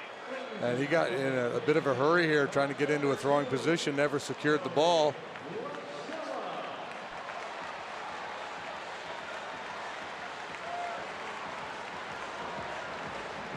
So chance here to tie or give the Cubs the lead possibly.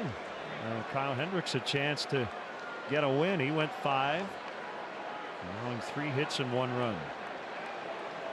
Just the 4th error committed by Mercer this year. So 2 very dependable defenders. Outside for a ball to Tommy.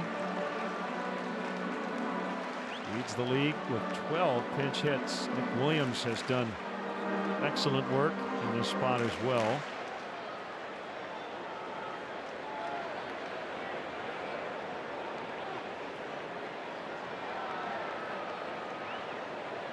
A 1-0 ball game. Cubs threatening 2-0.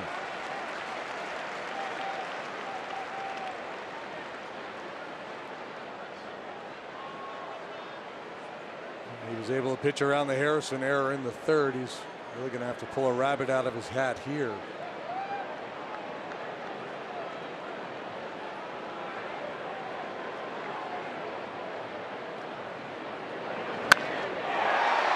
Foul.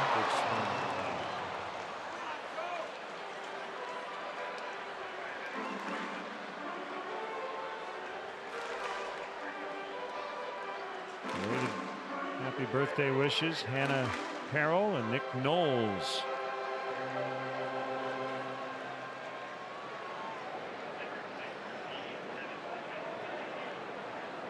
And a belated happy 95th, Alexander Wild, big Cup fan from Williston, Vermont. Chicago transplant. They're trying to turn this one. 4-6-3.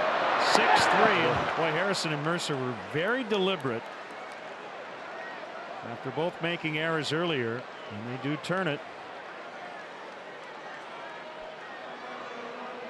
That's huge for Nova. Yeah, the last time I checked, Cubs were at the tops in the league in terms of not grounding into double plays.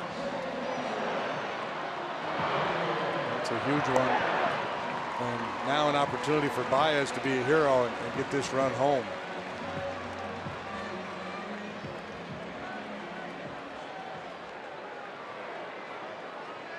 The Cubs have grounded into 2 today, 36 on the year.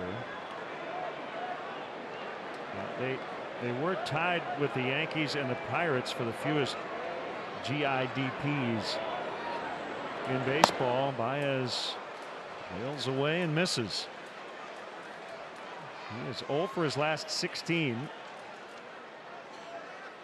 As he bats with a runner at third, that's Russell. 2 outs, 5th inning.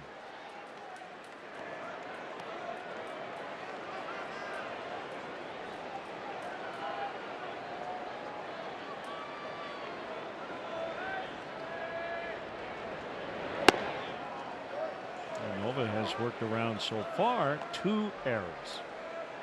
Harrison's miscue in the third extended that inning by 2 batters. Talked about Nova's control earlier in the game. He had a walk rate of just 4% coming into this outing, which is way below league average. And it's not just throwing strikes, it's throwing the ball where you want to. So with Baez, he doesn't want to throw him many strikes, if any. 1-2. He knows Javi's inclined to swing. Well, I'd have to double check, but I heard a note earlier. Baez is doing something that you never see. To have a slugging percentage as high as he has, and an on-base average as low as he has currently. Slugging .527 with a .282 on base, and he strikes out. So the Cubs cannot cash in and still trail 1-0.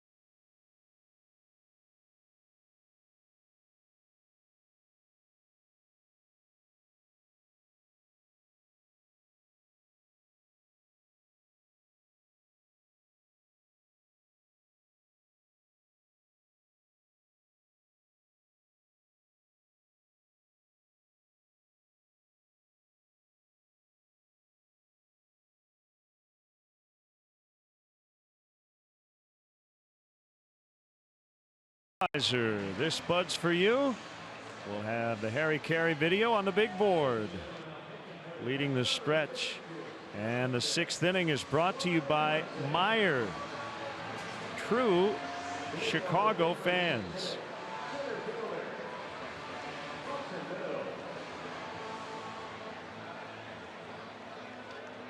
Hey, great to see former Cub, former Pirate, Aramis Ramirez. Just got a big hand as they showed him on the left field board. He made his major league debut when he was 19 years old with the Pirates in 1998. 9 of his big league seasons were spent as a Cub.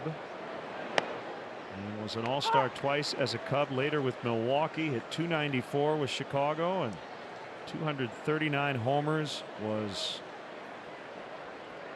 great with men in scoring position throughout his career.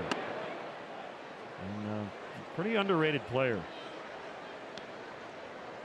Brian Dunsing is on here in the 6th.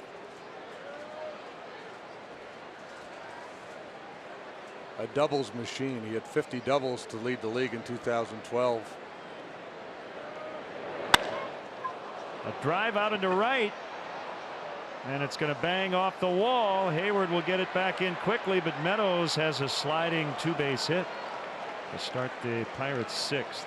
The leadoff double is begging for in the Cubs half. Meadows, the lone hit in the ball game for the Pirates yesterday. It was a triple off John Lester. This time, 2-base hit off the lefty Dunsing. Lefties have not phased him at all.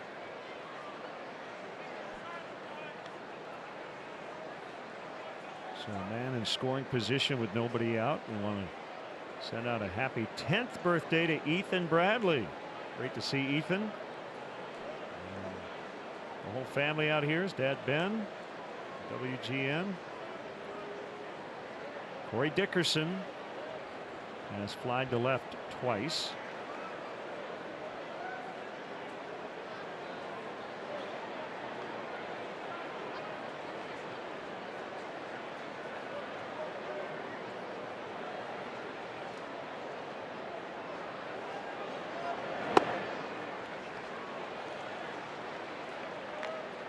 Kind of an awkward swing. Well, Kyle Hendricks was good today. The pitch count and the score got him. Yeah, pitch count, score. The fact that Nova's throwing the ball really well, and you want to take advantage of those opportunities you get. And, yeah, 87 pitches, so he had another inning in him, but probably not too hard to get through 5. Yeah, and it's I think if you feel like you're going to get a couple more innings and maybe even more than that out of your starter at that stage of the game, maybe you send him up there, go ahead and bunt, and let's keep you in the game. But in all likelihood, you're only going to get one more out of him.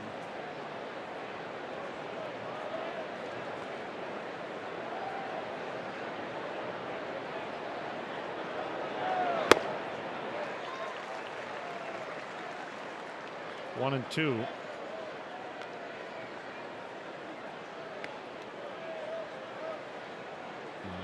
Aramis Ramirez was mentioned runners in scoring position. His career OPS was 833. Runners in scoring position was about 50 points higher. I think that's a good sign of a guy with a good approach where the numbers stay where they normally would be or higher. Hit 295 in those spots. 2-2 on Dickerson. Yeah, when I think of Aramis, I line drives into the alley in right center. He'll turn 40 on June 25th. Looks like he could still play.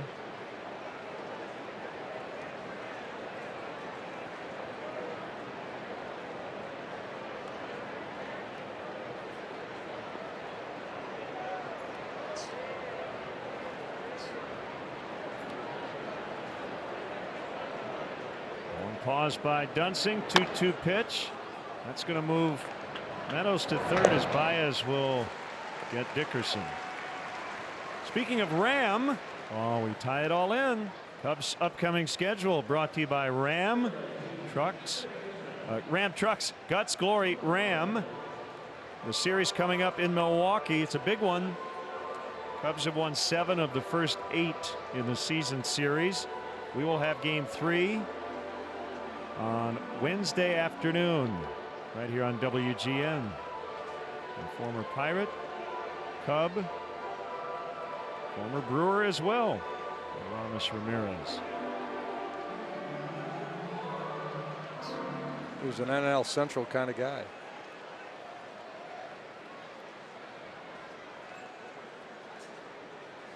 Moran has struck out looking twice today.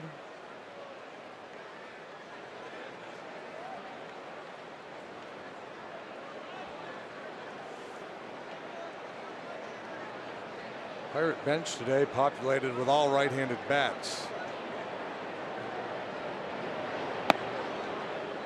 Infield in. Rodriguez, Marte, Freeze, Stallings. Cervelli's on the list, but probably not available.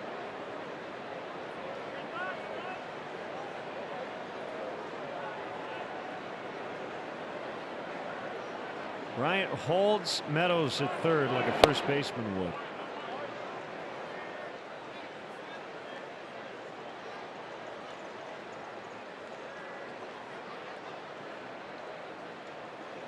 So infield in and holding the runner on. The thought is don't even give him a thought of going on contact. Yeah, well, it's just going to slow him down, and Moran's highly unlikely to hit the ball on the ground in that direction.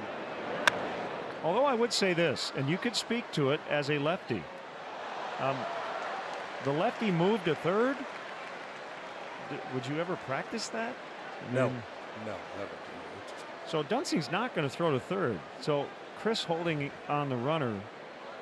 Yeah, it's just. I mean, is it just a it's psychological thing? Yeah, it's a psychological thing. It's a what if kind of thing. You guard against everything in this game. And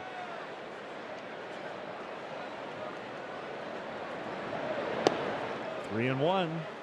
And it's not just it's Dunsing, but it's also it keeps Chris close to the bag if he were to get a big secondary lead and Jimenez wanted to take a shot at picking him off down there at third base.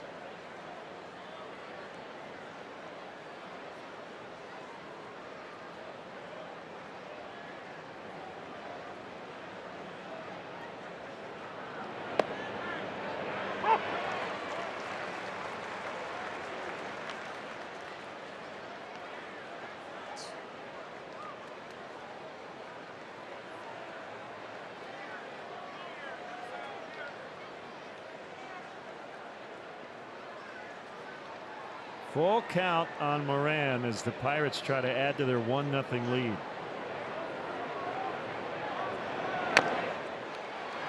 They have scored 2 runs in the entire series. Hey, check out the variety of luxury premier options Wrigley Field has to offer for your next client, corporate, or family function, like the Budweiser patio located in prime home run territory down the right field line. Visit Cubs.com/premier for an option that suits your needs.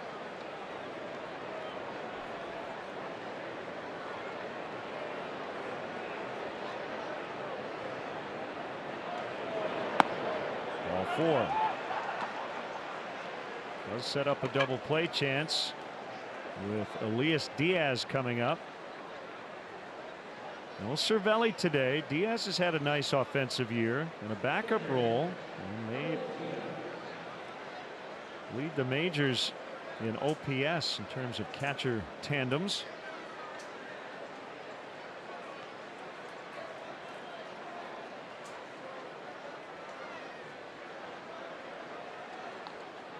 Only run of the game was a leadoff homer by Josh Harrison, first inning. There has not been a run scored after the second inning in this entire series.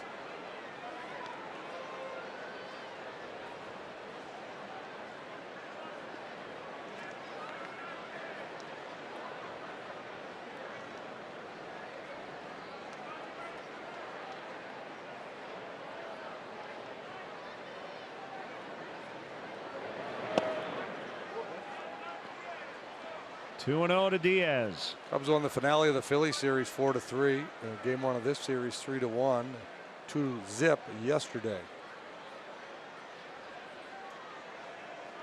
Right, and one of the storylines early in the year is the Cubs won all the high scoring, 9-4, 12-3 games, but kept losing the close, low scoring affairs. Well, they're winning most of them now.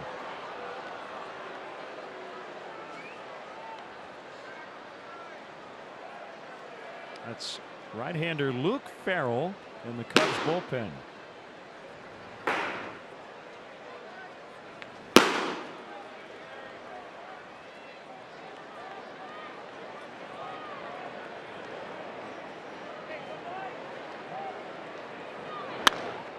A 3-0 swing and a base hit to right, and it's 2-0.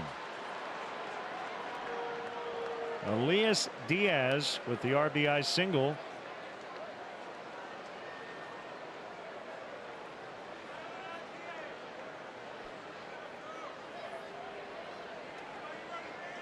Yeah, that's a quality 3-0 pitch too. He didn't throw it right down the middle. He threw it out or third and down a little bit. That Boxed himself in by falling behind him 3-0, and that gave Diaz a free swing, but not a bad pitch. So we have often said in the modern game, 3-0 about the only time you can feel pretty comfortable you're going to get a heater.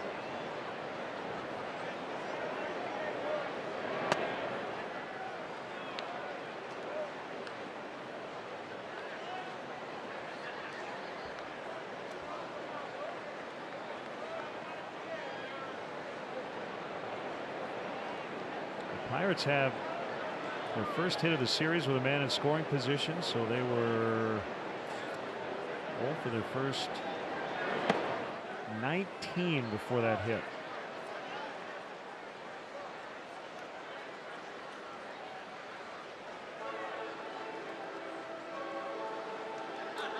Brickhouse Tavern next to Wrigley Field is the ultimate destination to go before or after a Cubs game, with delicious sports bar fare, 4 expansive bars, 2 outdoor terraces, 35 TVs, and a 9-panel LED screen. Visit BrickhouseTavernCHI.com for more information. BrickhouseTavernCHI.com. And thanks to them for hosting our big hot stove VIP party on Thursday night. You were there. We had a great time. Wonderful. What a perfect Good spot. chow, that great is. music. 2-1 on Josh Bell.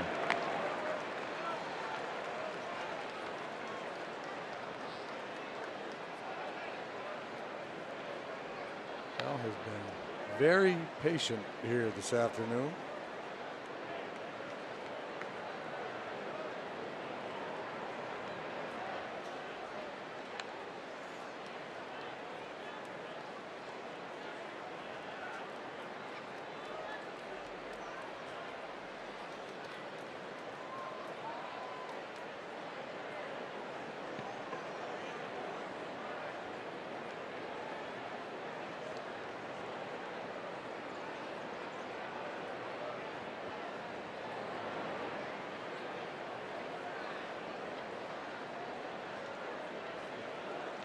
Pirates have taken 3 walks. Bell has 2 of those.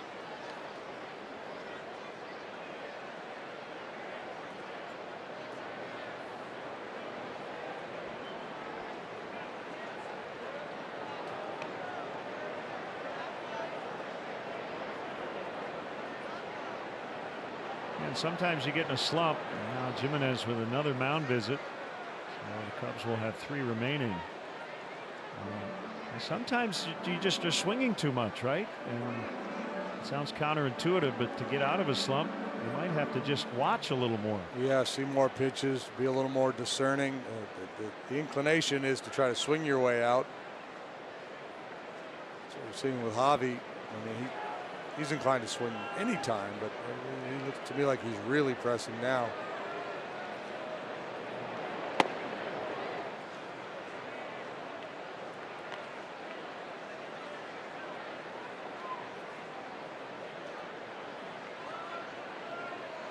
Situation where Clint Hurdle would want Bell to be a little aggressive. 3-1 with a couple of men on base. Yeah. Pitch right through there. Change up, but he's probably sitting on a heater. His body language looks a little more animated right now. Okay, now I'm ready.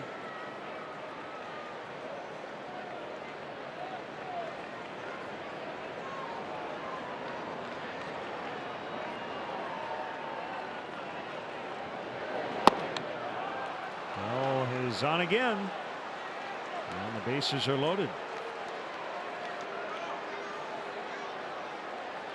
That will be it for Dunsing.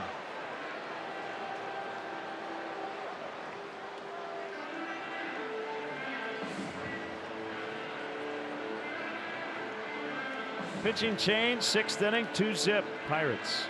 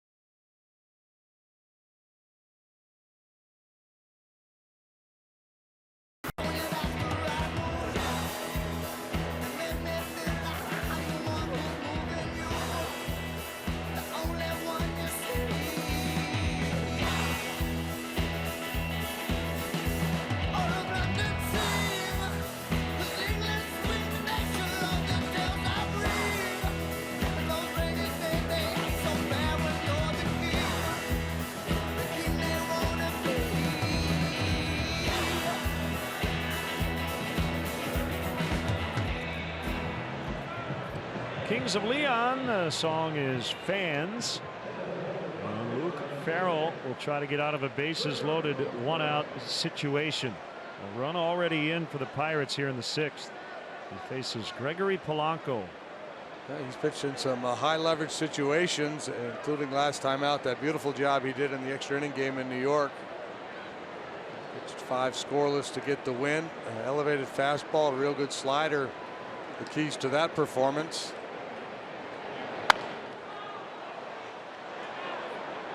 Found back out of play.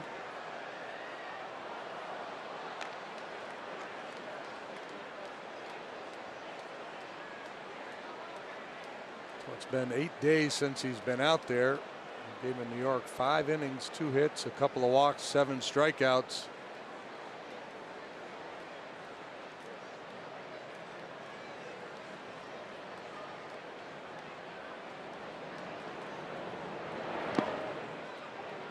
In the dirt. Still foggy and hazy, but not as bad as it was about an inning ago. That was quite a performance by Luke that late Saturday night in New York.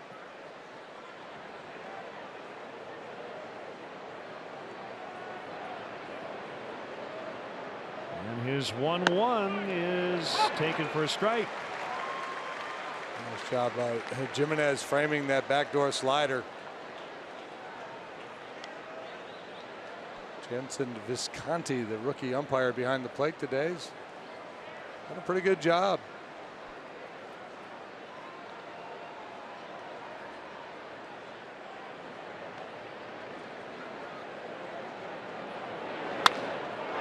That is major trouble. 3 runs are going to score. Polanco to third. He's got a triple. And it's 5-0 Pittsburgh. Those runs will all be charged to Dunsing.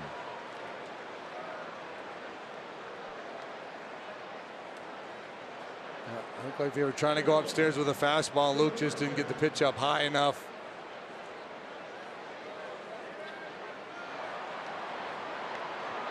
Polanco, who had bounced into the double play last time, gets a little redemption. Ace is clearing triple.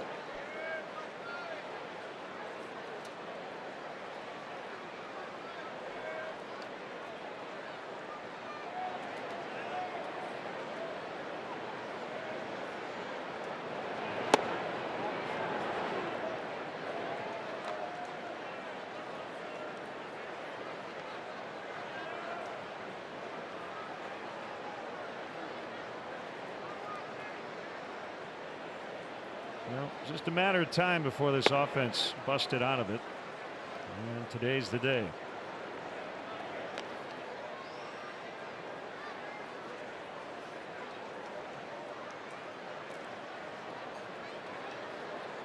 If the Pirates are going to get back to where they were earlier this season, they're going to need Gregory Polanco to be a big part of it. 2-1.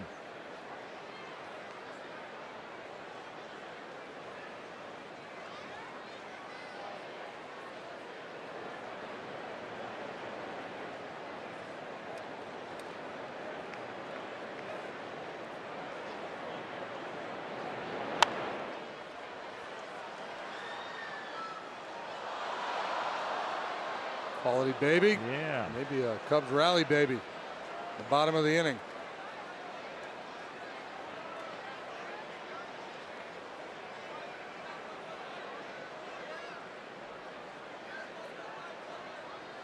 Two on Mercer, infield in. Already 5-0 Pittsburgh. And Farrell's offering. Base hit. Ball probably caught if Russell's playing back in his normal spot. But you got to cheat when you're down 6-0.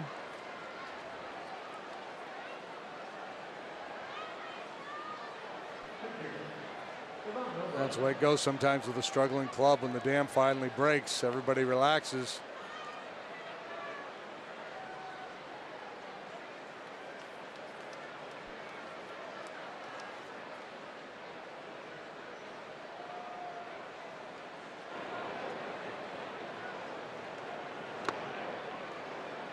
Foul tip on a bunt attempt.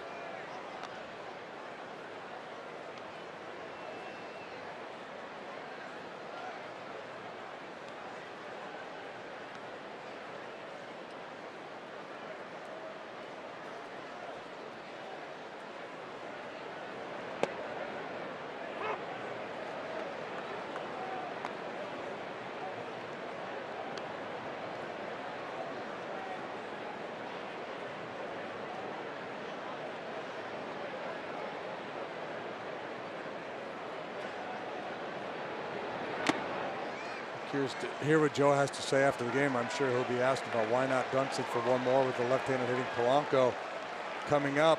And maybe he just wanted to keep Marte on the bench, or I'm sure he had his reasons. Obviously, he wasn't looking good coming out of Bryant's hand here today.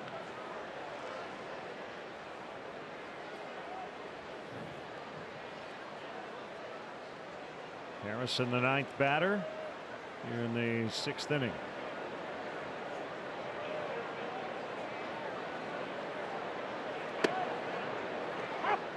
Let's take a look at the Ford drive of the game. Harrison with a go-ahead homer, first batter of this contest off Kyle Hendricks.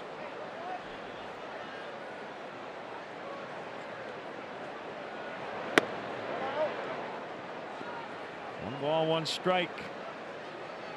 You see it there. We talked about him being hit by pitches a lot. He starts pretty well off the plate, but his first move is towards the plate, not so much towards the pitcher.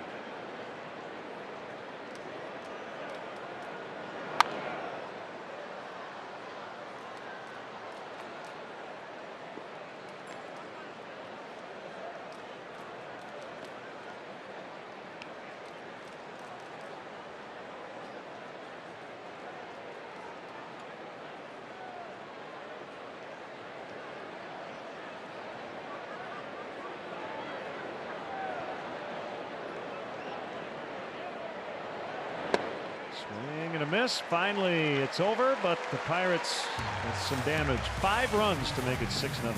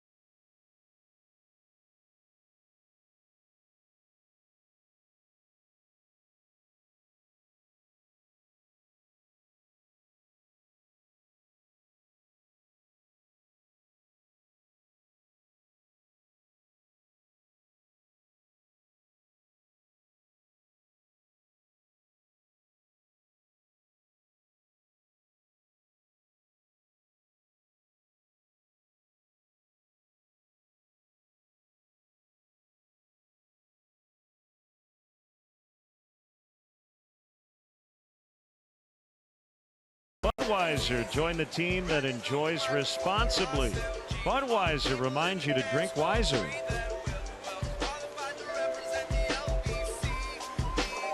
Strange weather day. We have played without interruption to this point.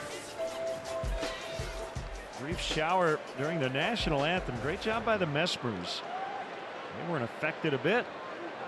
And when the rain stopped, we got started. The fog rolled in. Hayward tomahawks one out in the deep center, and it'll get all the way to the wall for a leadoff double. He continues to hit. He's got 2 more today in 3 tries.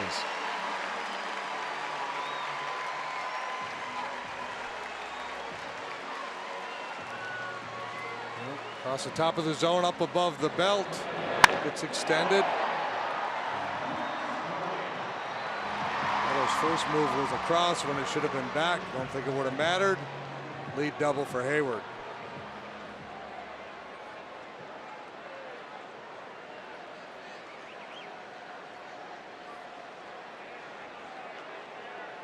Got to figure they got to do some damage here in the 6th, getting their 3rd look at Nova. Middle of the order up. On the way to put a couple runs on the board, get back into this ball game. Yank foul.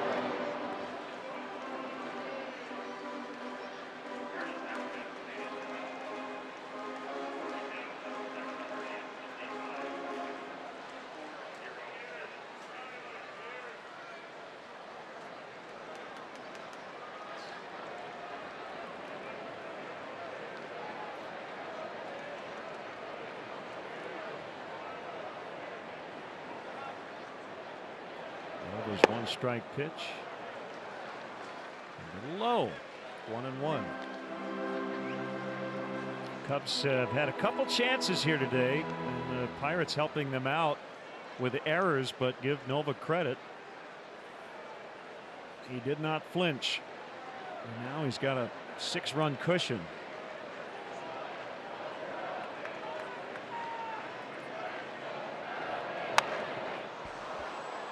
Nova's doing a real nice job moving the ball up and down, in and out, changing speeds. All those things a good pitcher does. He's been on his game here today. But just in case, they have Santana and Brault getting ready. He's had 81 pitches.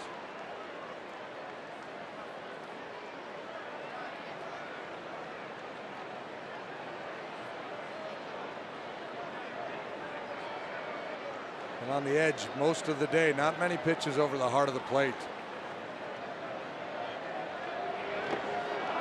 Bryant chased one in the dirt.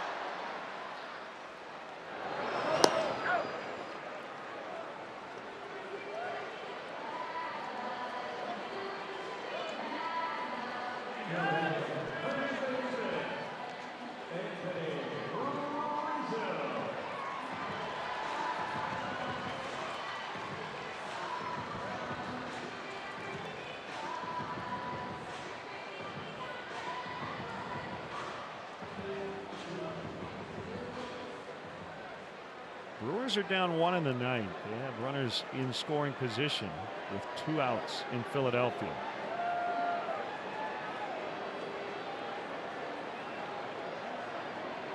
Cubs in Milwaukee tomorrow. 3-game series. Off day Thursday. 3 games in St. Louis next weekend. Jose Quintana will pitch for the Cubs tomorrow. Junior Guerra for the Brewers. Guerra's been really good. He's got a 283.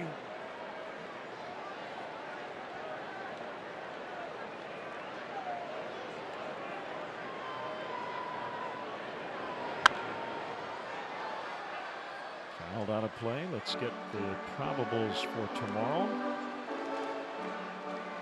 Jose Quintana against Junior Guerra. And the Cubs and Brewers wives have their first ever softball challenge at Hellfair Field. That's right next to Miller Park. In fact, home plate is where the home plate for County Stadium sat. That'll be on Tuesday at noon Central.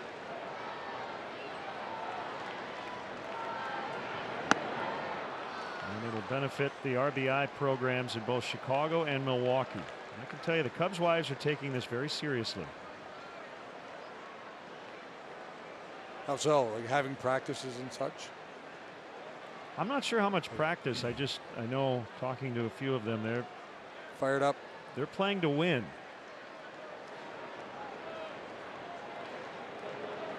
They didn't come here for a haircut.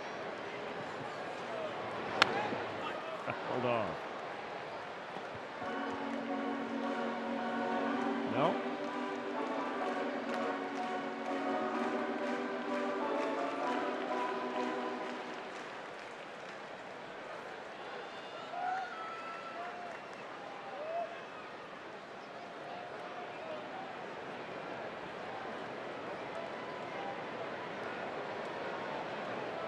One and two to Rizzo. Hayward led off the inning with a double.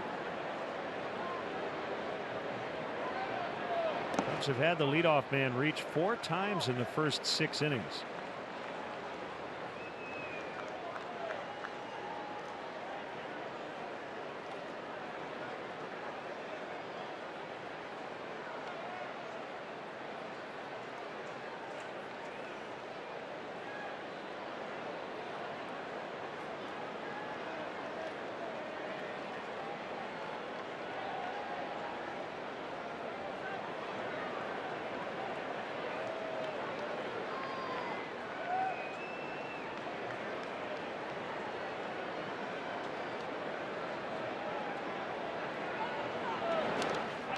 It's through the legs of Diaz and allows Hayward to move to third.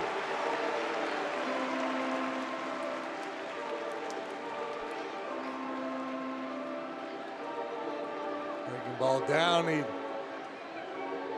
Technique is pretty good. He just didn't get that mitt all the way down into the dirt to close off the 5-hole there, and it squirts on through. So that game is over.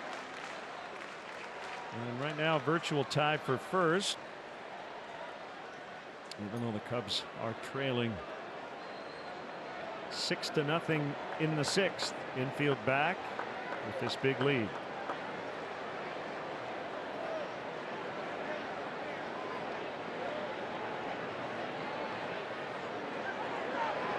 Two. That will get the Cubs on the board. Mercer will throw out Rizzo. Hayward is in at 6-1. And Anthony continues to pile up RBIs. That's his 45th of the year. Trails Javier Baez by 1 for the team lead. So they cash in the leadoff double. This is a trade, though, the Pirates will gladly take, and out for a run in this situation.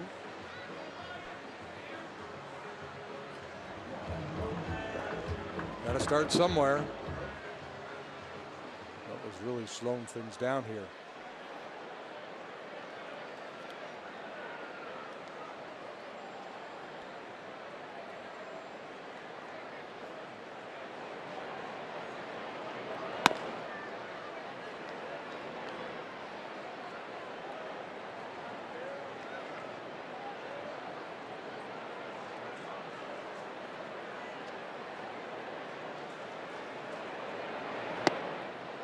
Two 0 on Happ.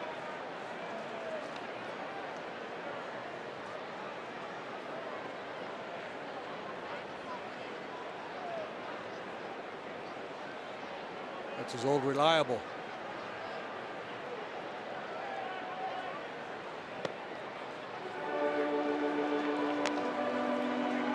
Been a while for Nova. His last win came on April 26th. He went 0-4 in May. 3-1 to Happ.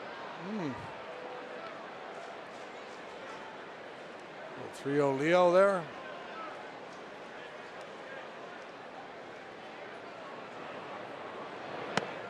This time he walked him.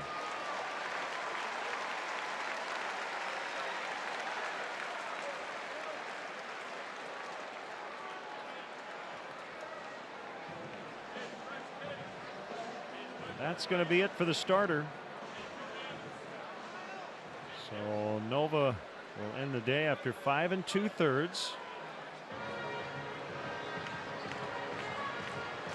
Pretty good first start back from the DL, and it's 6-1 Pirates. We'll be back.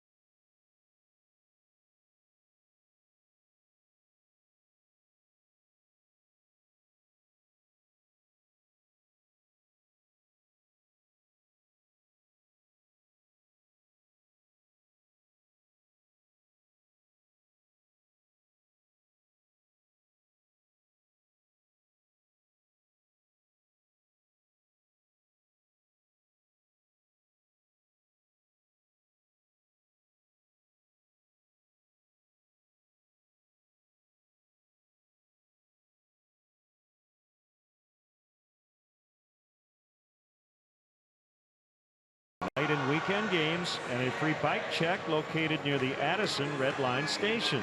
Express shuttle buses also are available from Hillside and Rolling Meadows.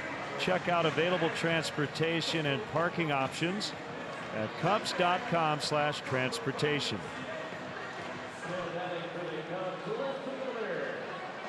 Right-hander Edgar Santana on for the 28th time, 2-1 with a 3.20 earned run average. Secondary numbers are really good. 25 in the third innings, just 21 hits. Struck out 21 while walking but 4. A whip below 1 is always good. He's allowed 2 home runs. Does it with a mid-90s heater, a slider, and a once in a while a changeup. Bottom of the zone heater on Schwarber.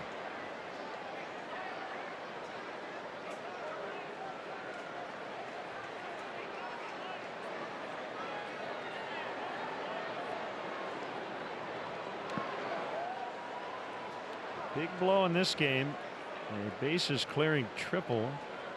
Gregory Polanco. That made it 5-0. Left-handed batters hitting just 163 against Santana. Both of the home runs he has allowed have come to left-handed batters. Mercer ranging to his glove side, and he got him on a close play. Joe wants a quick second to make sure, but looks like the Pirates are convinced that it wasn't particularly close. 6-1 as we go to the 7th.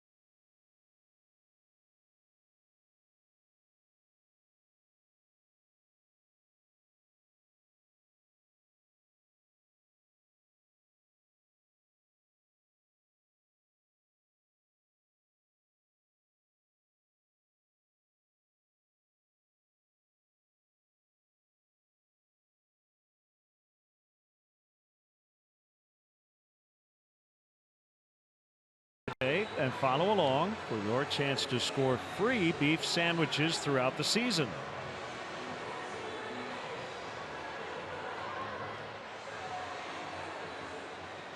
There's another rally, baby. A couple of them. Well, a lot of rain in Des Moines. The Iowa Cubs called their game due to weather today. So they've got a doubleheader starting tomorrow at 9:30. Love it. Up and at 'em. Show and go. Austin Meadows fouls away, 7th inning, 6-1 Pittsburgh. He started the 5-run 6th with a double off the lefty Dunsing. Yeah, third of an inning for Bryan. 2 hits, 4 runs, a couple of walks. Hendricks, 5 innings, 3 hits, a run, 2 walks, 4 strikeouts today.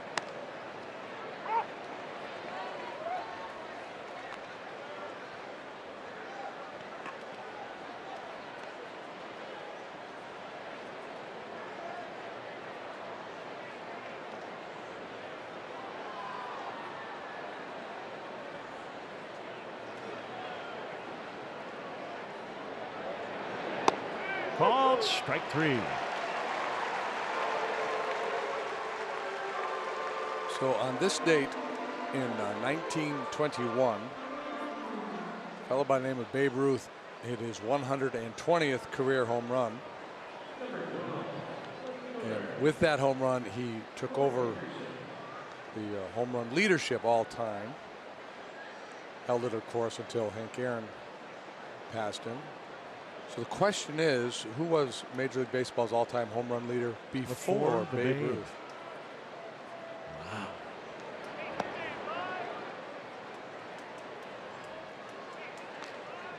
League? Is this guy like? You know, this guy was. I know the name because I've seen it before in this context, but other than that, So it's not a household name. no. You know, you've probably read it, you've probably heard it. It's a fellow by the name of Roger Connor. Okay. Wouldn't have gotten it. No, unless you had kind of come across that note at some point.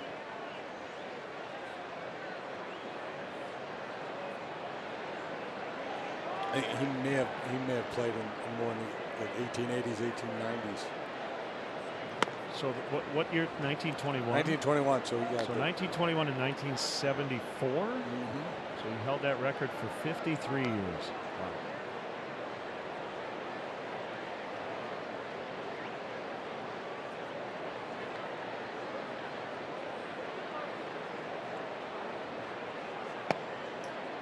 Wow. Three and one on Dickerson. Speaking of records, we were talking about Joe West earlier. Isn't he closing in on the all-time games umpired record? He was, yeah. He's over 5,000, and Bruce Fleming and Bill Clem were ahead of him on that list. I think he was due to pass Spanky here this year. His 5,000th game was June 20th last year.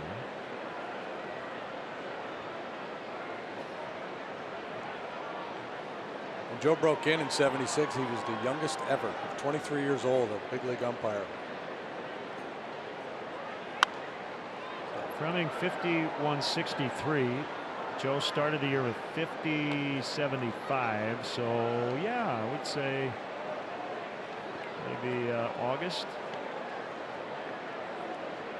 He would pass Bruce for second on the all-time games umpired list.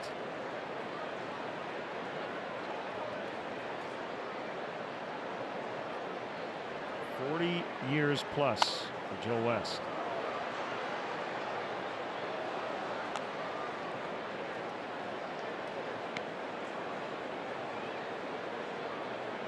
Quite a personality. And, he can be cantankerous. He can have a quick hook, but don't always agree with him. But he's a good dude.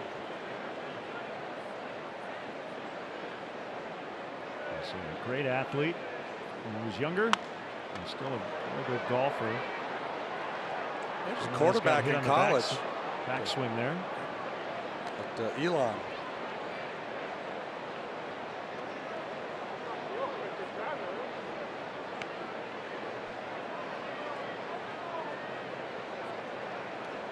Ooh, so he followed through, and then on the recoil, clipped him.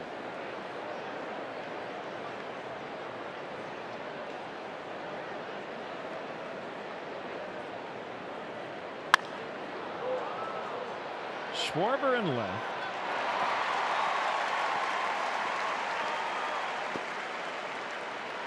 So Dickerson had been hot, quiet today, even though the Pirates have 6 runs. So and then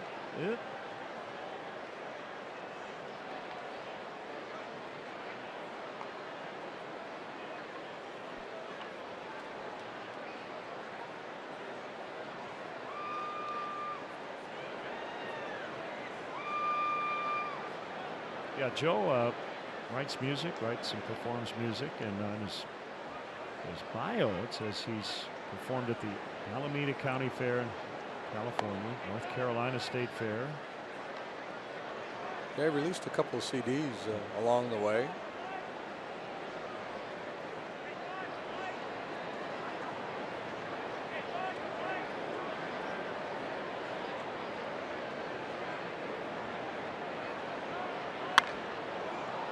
fly ball to right.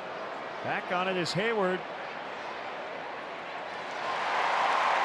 And it is time for the 7th inning stretch, brought to you by Budweiser. This Bud's for you.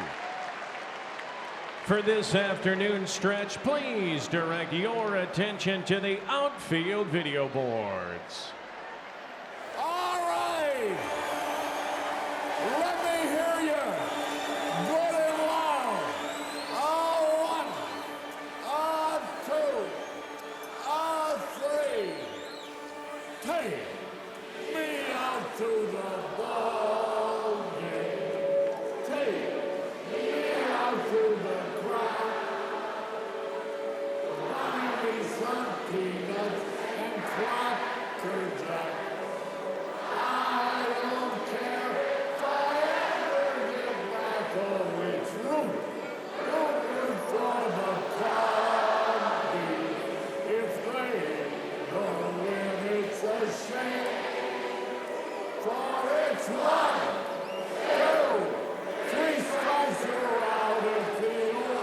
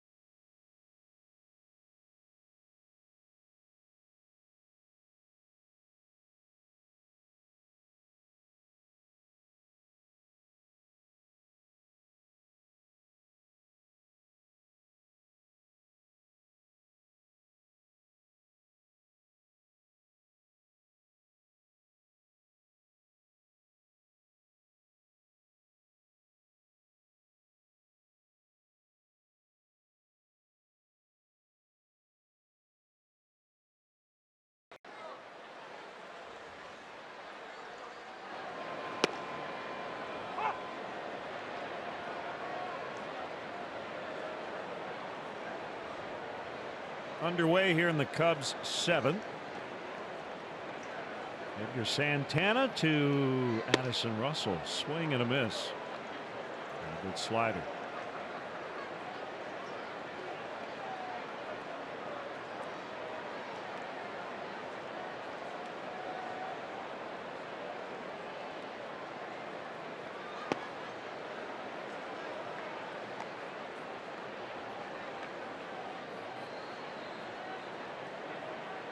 I just said deja vu. Yep.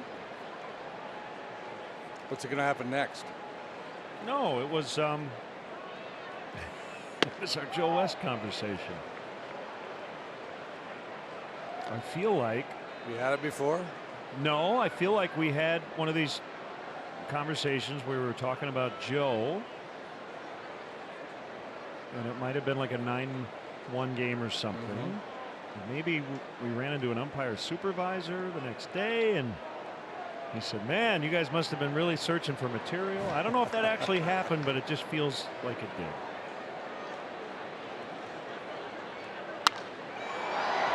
I guess it would be deja vu if it didn't happen, right? Or does that matter? Is it just the feeling that it's happened before? I don't know. I'm sure we've discussed Joe's career. Well, yeah, but I mean, not quite at the length we just did. It's a whole new ball game with RBI Baseball 18. RBI Baseball 18 delivers an all-new franchise mode and much more. RBI Baseball 18 is available now. Learn more at rbigame.com. Rated E for everyone.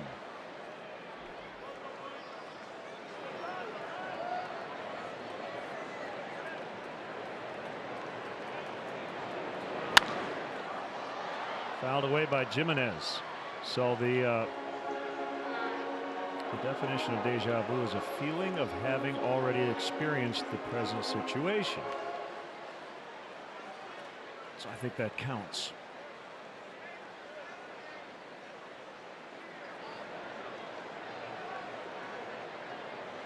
What'd Yogi say? It's deja vu all over again? All over again. The next time we talk about deja vu, we'll think of this very moment.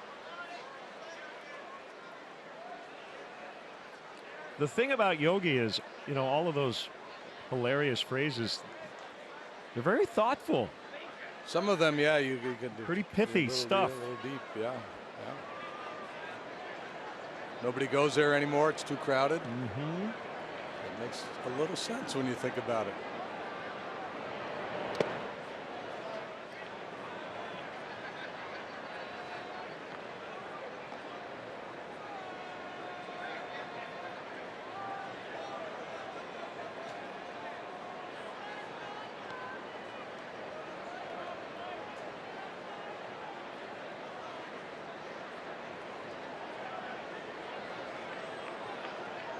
Well, we talked before. You knew Yogi. You played for Billy Martin.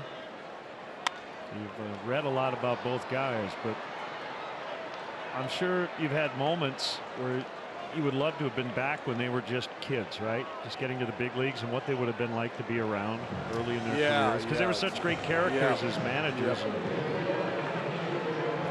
Yeah, it's funny, you know, Yogi, his real name is Lawrence. Grew up in St. Louis up there in the Hill, the Italian district, with neighbors with Joe Garagiola. And as a kid, his nickname was Lottie. His baby sister, somebody couldn't pronounce Larry, called him Lottie, and that's what all the kids in the neighborhood called him.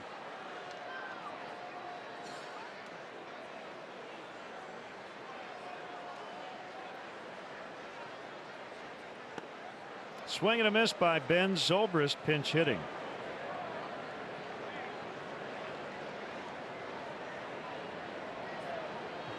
Before Billy Martin became a Yankee, he was a hometown hero, right? Playing in the Pacific Coast League. Out in Oakland. In Oakland, Casey Stengel. They got to know each other well. As Diaz stung by that foul ball. Yeah, Casey was a great influence on Billy Martin with just the way he managed the game, and platoons, things of that nature.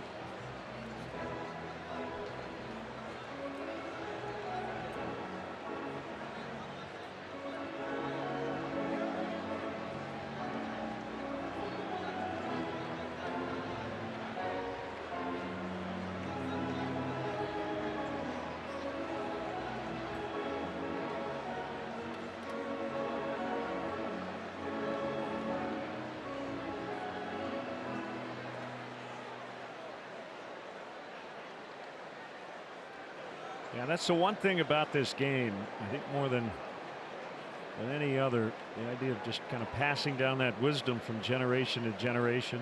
Joe Maddon talks a lot about Bob Clear. A huge influence on Joe, as Santana will make that play, and the Cubs go in order in the 7th. We go to the 8th. Pirates lead as they try to avoid the sweep, 6-1.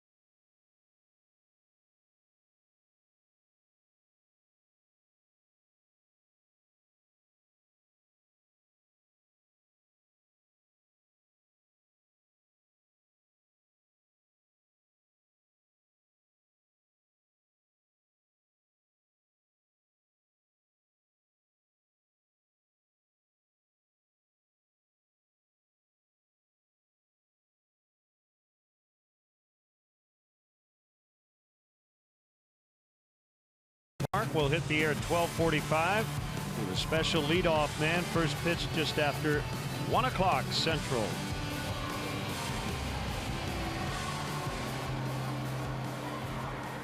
This is Corey Mazzoni. His first major league win came in the Jason Hayward game against the Phillies earlier this week. Pitched twice in that series, and then 2/3 of an inning in game 1 of this series was credited with a hold. Gave up a hit but no runs.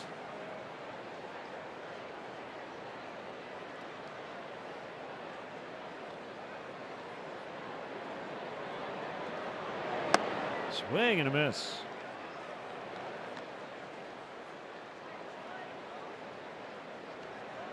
There's John Lester after another brilliant performance on Saturday.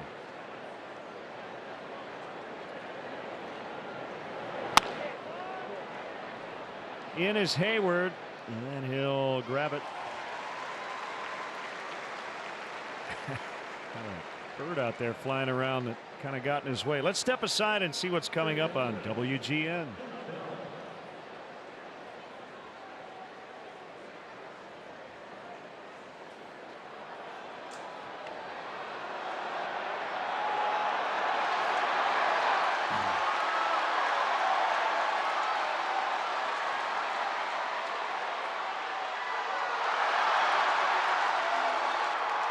Back here at Wrigley Field.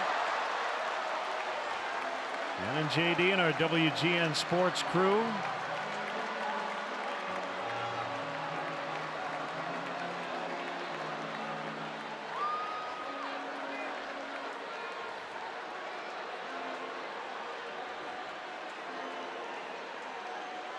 Pirates lead 6-1. The story of the game today is that the Pirates finally were able to come through with men in scoring position after going 0 for the first 2 games.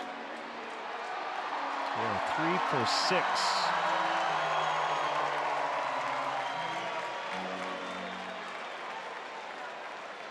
Yeah, a rare off day for Brian Dunston today as the Pirates broke out in the 6th inning. Kyle Hendricks went 5 innings, allowed just 1 run.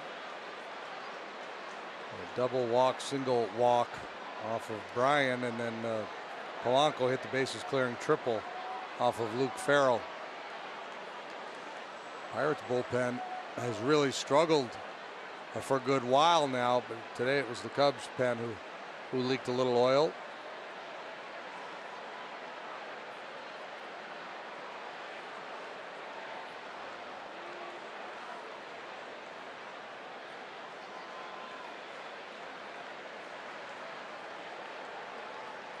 Josh Bell has been the walking man today. 3 trips to the plate.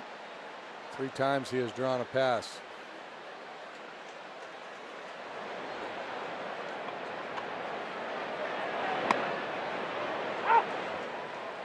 One strike to Bell.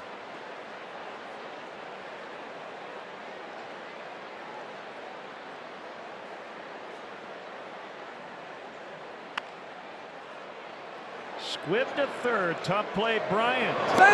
Great stretch by Rizzo, but Bell's got a hit, and he's on for the 4th time.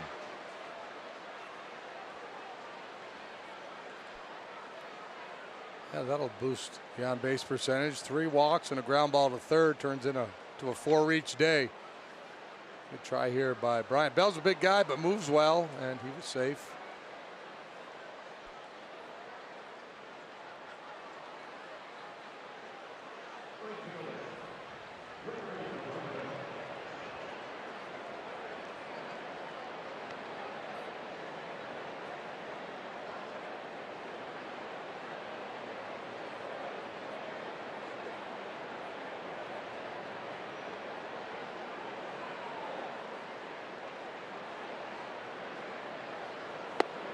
Talking about Casey Stengel last inning, you've probably heard this story or read this story. And I don't know if it's true or not, but I hope it is. And it says that, back in the day when Casey was managing, most clubs had curfews. And in the old-time hotels, they'd have an elevator with an elevator operator. The guy close the door over and take you to your floor. Yeah. So Casey thought his guys were violating curfew, so he went to the elevator guy and said, you know, you'd probably love to get some autographs. And the guy said, I sure would. He said, well, here's this ball, and when you're on duty tonight, if any of the players come in, have them sign the ball for you. And the guy was working the night shift. So the next day, Casey went, let me see your ball. Said, you know, Mantle, you know, whoever, like, you know, 9 guys out past curfew, and there was the evidence. That's great.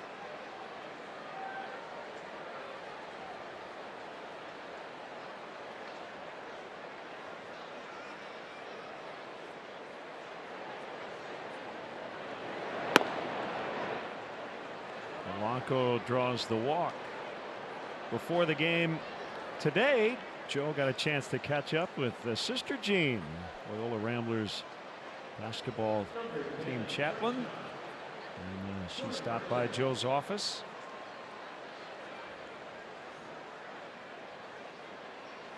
Great to see her back here at Wrigley Field. Wow, Joe Namath and Sister Jean in 1 week. Big week.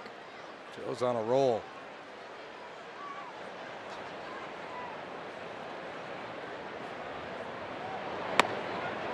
Mercer looks at a strike. He knocked in a run in the 6th inning.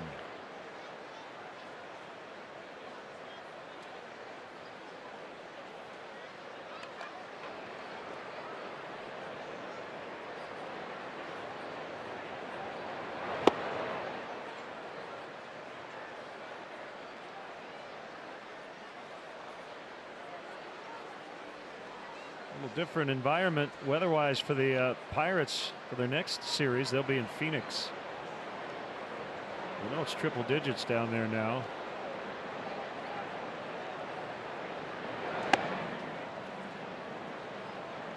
Let's see what the high is in Phoenix. It's going to be 107, 108, 109 the next 3 days. Diamondbacks are starting to play well again. Got off to that great start, then they faded. Yeah, the NL West standings starting action today. They were in first with a 2.5 game lead on the Rockies, the Dodgers, and the Giants. Yeah, and the Padres are only 5.5 back.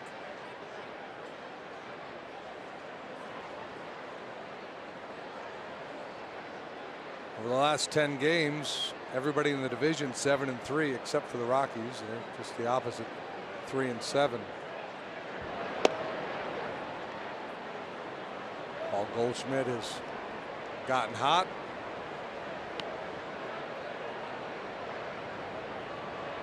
Diamondbacks are pitching well. That's going to be crazy.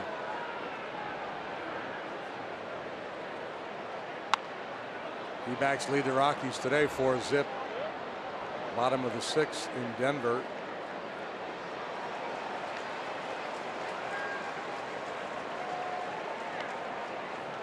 Some finals, as we told you earlier, Milwaukee lost. The Mariners beat the Rays 5-4 in Tampa. Padres over the Marlins 3-1. Miami held to 2 hits. Mercer walks. Reds over the Cardinals. That's their first win versus St. Louis. 6-3 the final.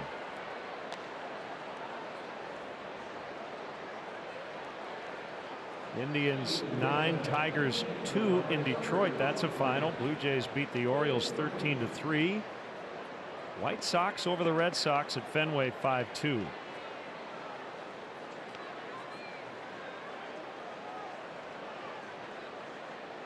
White Sox have taken 2 out of 3, haven't they, in that series? That sounds right to me.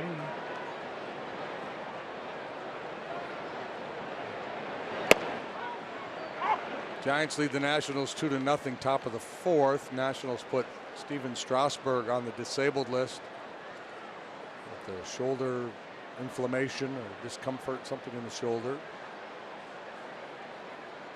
Scherzer's pitching today against Derek Holland.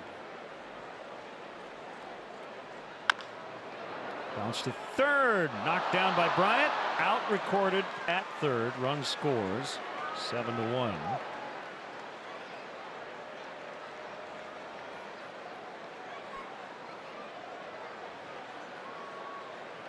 Just in a hurry here, thinking two, planks it, recovers, makes sure he gets an out at least.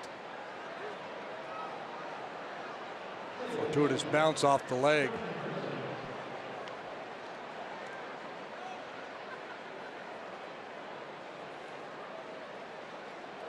So first and second with 2 outs, and it's Harrison who had the go-ahead homer in the first. Swung on and missed. Brandon Crawford with 2 more hits today for the Giants. He's up to 332 now.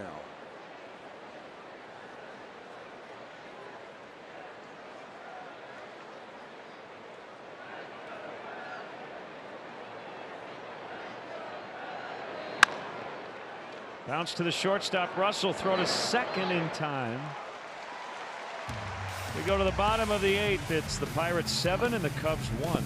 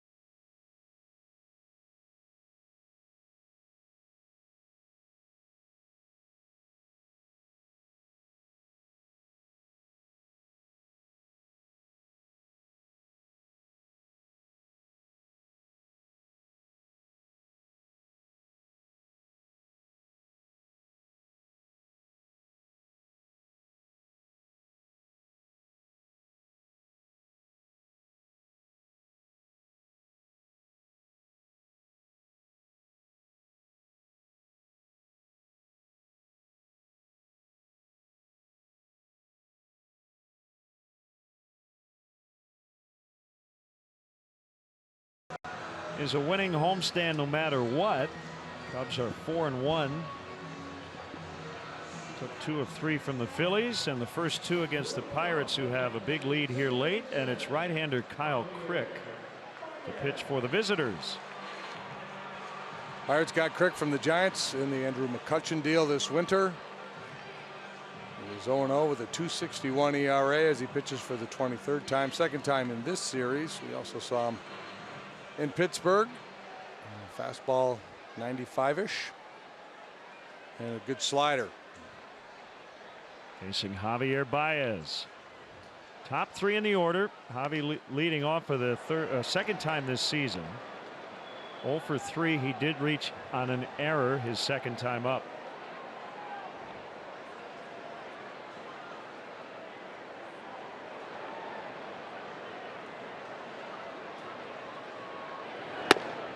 Missed outside for a ball.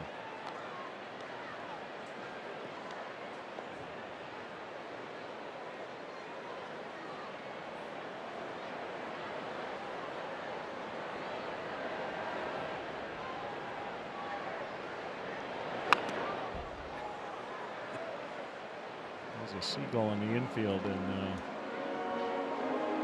just doesn't want to leave. Sat in foul territory, and then Baez fouled and said, I think I'm going to get out of here. The majestic seagull. At the end of the bat, popped into short left field. Mercer hits the brakes as Dickerson comes in to make the play.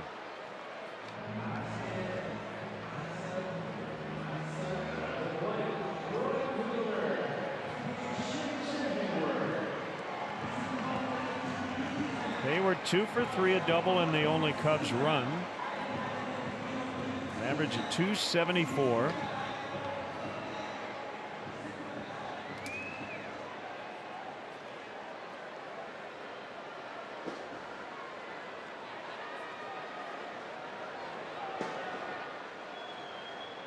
And that, speaking of birds, the Blue Jays' big win over the Orioles today. Chicago native Curtis Granderson had 4 hits and a career high 6 RBIs.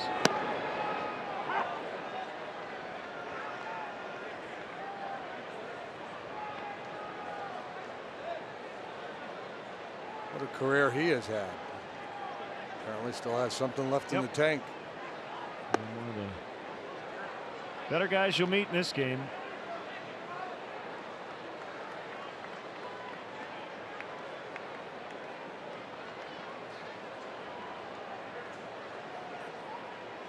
Granderson in his 15th major league season.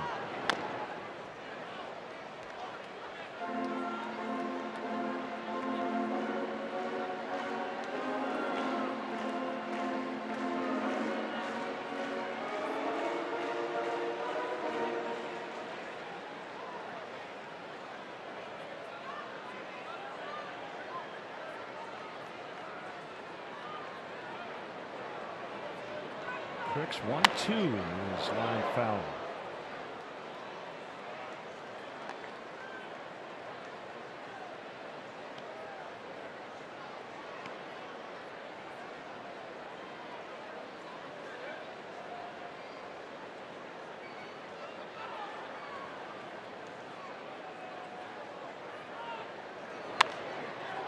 On the right field line and out of play. 40,735 in the ballpark today.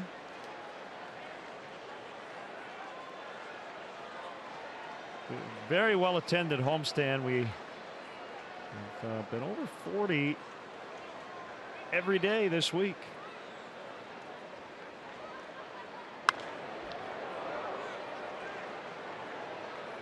Good battle here.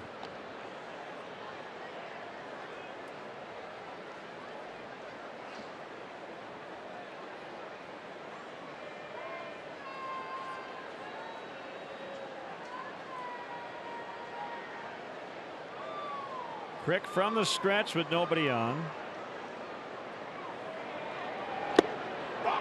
And Hayward is out on strikes. You know, if Austin Powers were a big league pitcher, he'd pitch from the stretch with nobody on and from the windup with men on base. Why is that? It's just kind of his thing, right? Wasn't he playing blackjack and he hit on 19? I don't know.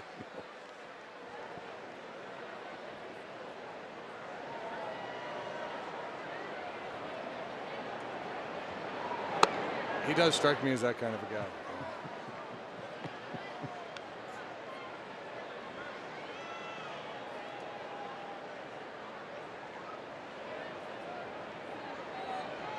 Want to know on Bryant. 0 for 3. Cubs held to just 4 hits. The double by Hayward extended an interesting streak. The Cubs now have a 95-game extra base hit streak dating back to August 27th of last year. That's their longest such streak since at least 1908.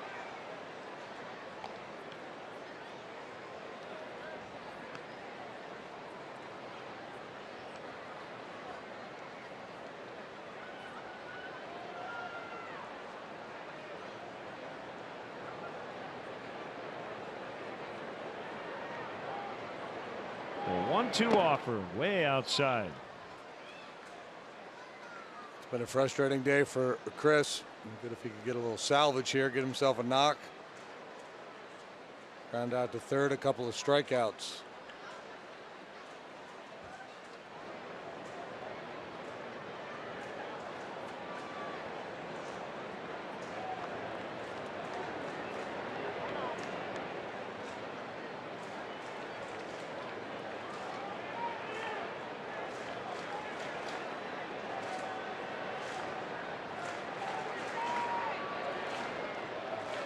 2 balls, 2 strikes, 2 outs, 8th inning. And a pop up on the infield. The Pirates over there. It's going to be the shortstop, Mercer. Let's go to the 9th. All Pirates today.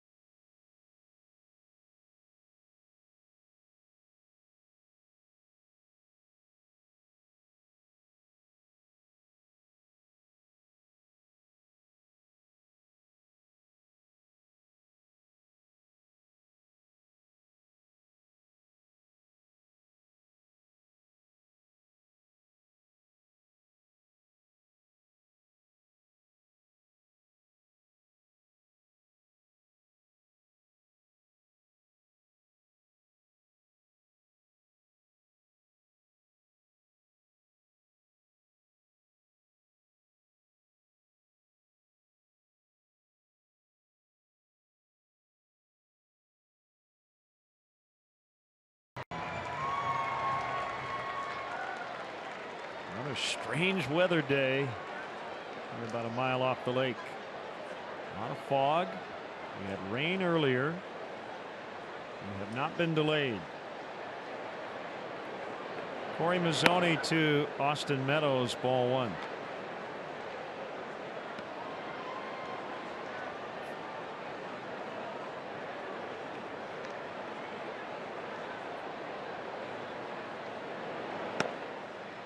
On the outside edge. What do you think of Jansen Visconti back at the plate? I mentioned he's a couple of months out of his major league debut. Yeah, there's been a couple that I've quibbled with, but I think he's done a nice job.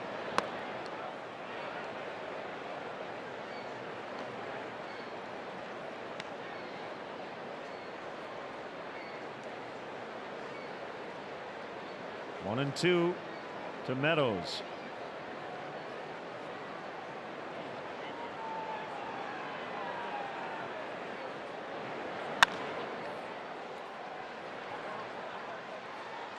No play to be made here. Twins just beat the Angels 7-5, the final in Minneapolis. Hey, look at that guy rocking a little rainbow t-shirt. Twins 28-34. Everybody in that division below 500 except for the first place Cleveland Indians.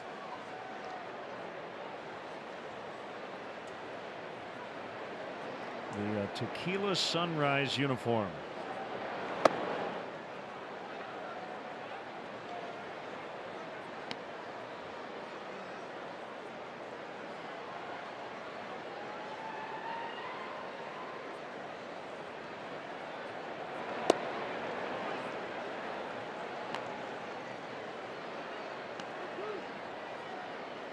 Full count to Meadows.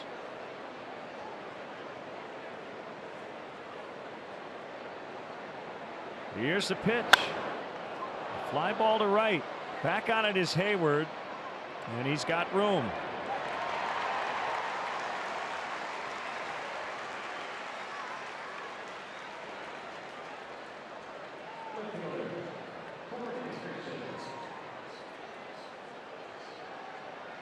The Cubs will host the Twins June 29, 30, and then July 1st.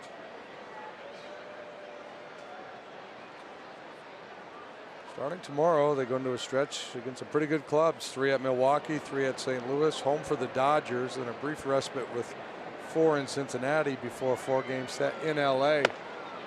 So the entirety of the Cubs-Dodgers series will take place within that 10-day stretch. Dodgers tougher to beat now than they were for the first 6 weeks or so of the season.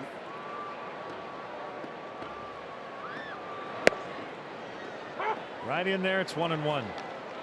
I guess they got good news on their young phenom Walker Buehler. A bone bruise, no break, and a rib.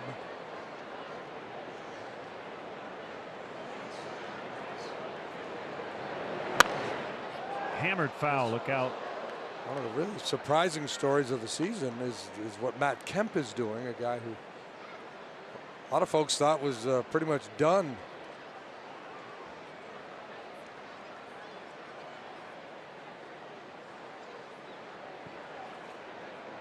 Still leading the league in bat. 340. Going into today. That's in the left for a base hit.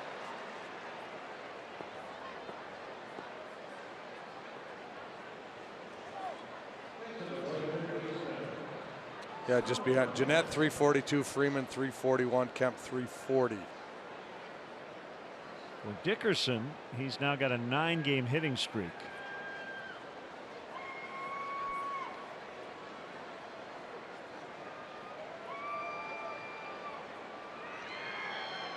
He was 6th in the league in batting average, just ahead of Albert Almora.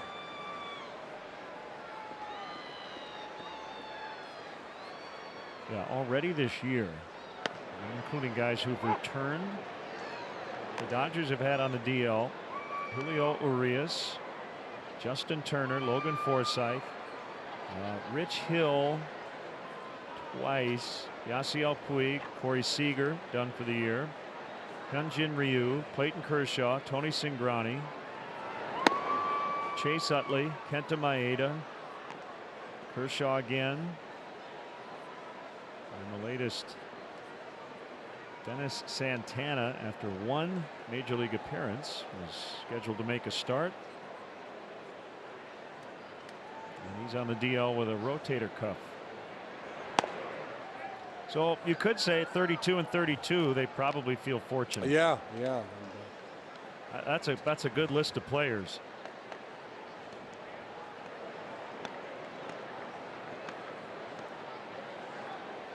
Cubs have been pretty lucky in that regard.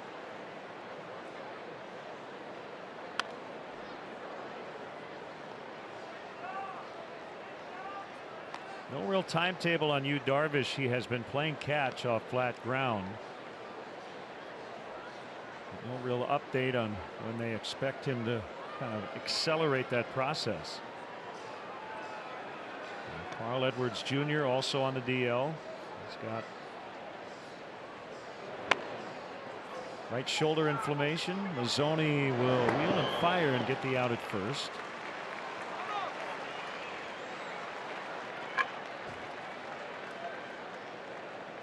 Runner at second base, and the batter is Diaz, the catcher. 2 outs, 9th inning, 7-1 Pittsburgh.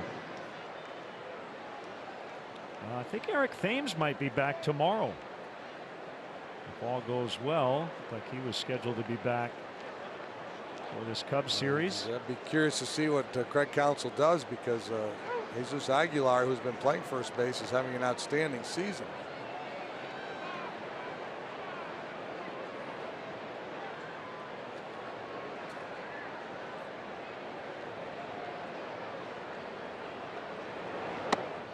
Quintana going tomorrow, it will be, have to assume Aguilar will be in there. How about Braun? How much first base has he been playing? I don't think a lot with the way Aguilar has been going. Braun has started to hit. Great contributions from Kane and Yelich at the top. That should be a fun series. I'm looking forward to those 3 games in Milwaukee. Cubs have been good, 7-1 against the Brewers so far this year. Yeah, recently Braun's only made one start at first, mostly Aguilar.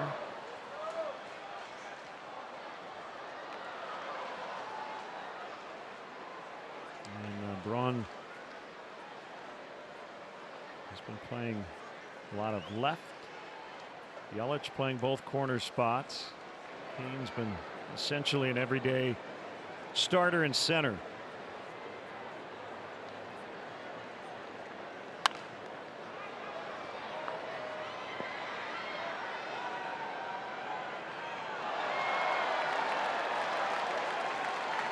Astros lead the Rangers 7-6 during the 7th in Arlington. It's the battle for the silver boot. Somebody make a play here. Oh my, it's in there.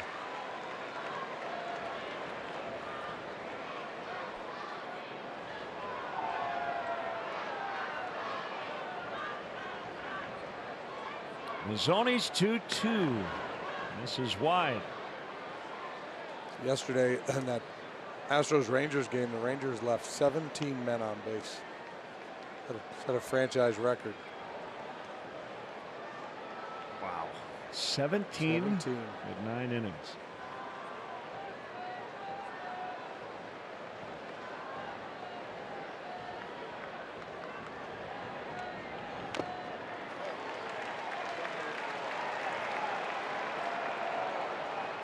Jimenez tried to sell it that it was a foul tip, but you could tell him. Scotty wasn't buying. No, he wasn't, and Jimenez didn't really argue, and it wasn't even close.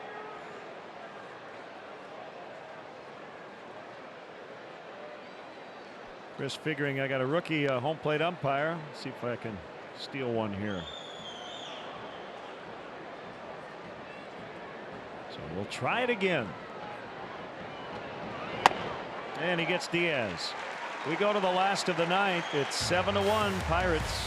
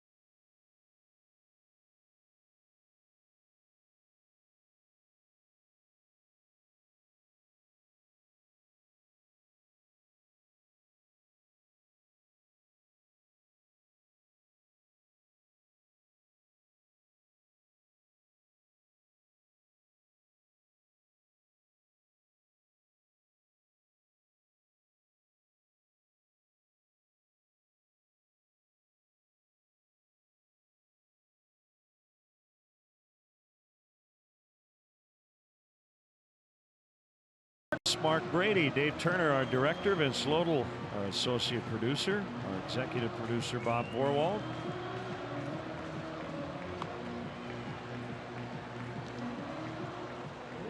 Terry Cortez, our studio coordinator. Great work by our entire crew. And it's Felipe Vasquez, who has had some struggles here lately. His last 8 appearances, 6 innings, 12 hits, 9 runs, 7 earned. He's walked 5 over that stretch. Had a real rough one in St. Louis. Didn't record an out as the Cardinals came back and stunned the Pirates Yeah, he's failed to convert 4 times this year. Those 4 blown saves coming in his last 6 save opportunities. This is not one of those. He's got a 6-run lead. A chance to give him some work, and Clint Hurdle also, I'm sure, thinking, we're not playing well, so I'm not messing around. I'm bringing in my best guy here.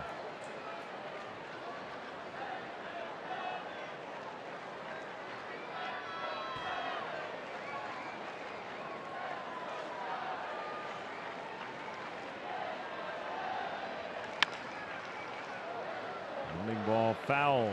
0-2 on Rizzo. Walk, single, RBI ground out.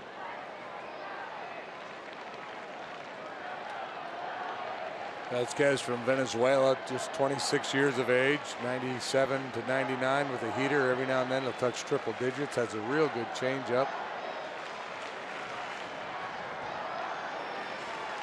Formerly known as Felipe Rivero. Officially changed his surname. And the Pirates were here in April. Yeah, well, he keeps blowing saves. He might change it back. Rivero's a lot better than Vasquez so far.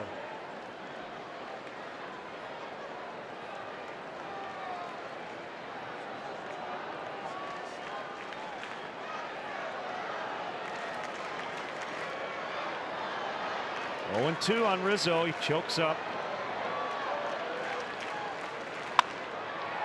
And hits it foul to left. Vasquez came up with the Nationals in 2015. He was traded during the 2016 season to Pittsburgh. It's a Mark Melanson deal.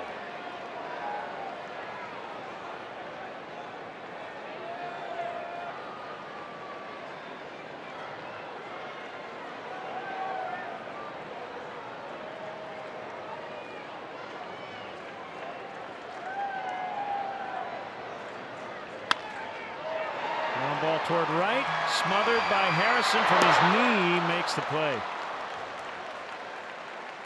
Harrison made an error earlier today, but he's also picked up 2 hits, including a leadoff homer, and that nice play there. Yeah, made the error on the most routine of plays, and here a very nice play, showing good range, great athleticism to get into a throwing position.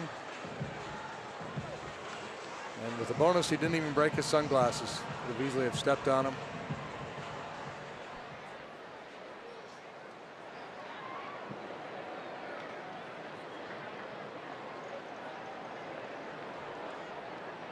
The batter is Ian Happ. And from the right side.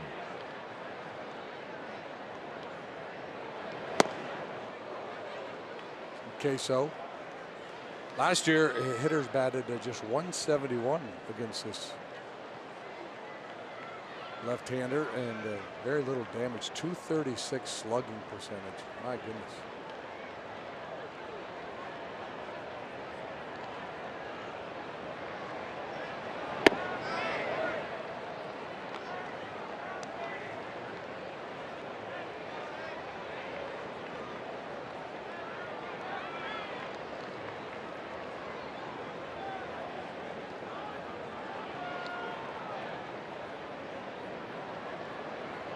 One on the way. Fastball at 98, but low.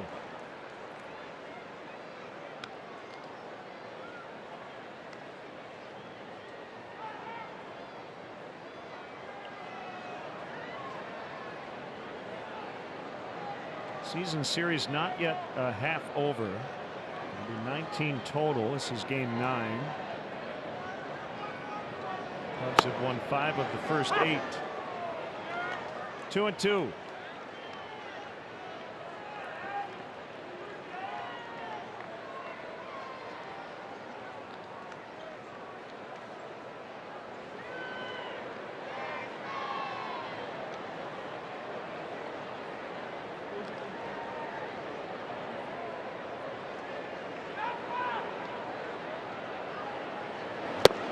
Swing and a miss. Strike 3.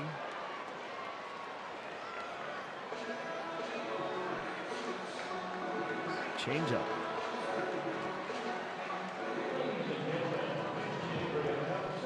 may be his best pitch, and that's hard to say when you got a guy that can throw 100 miles per hour.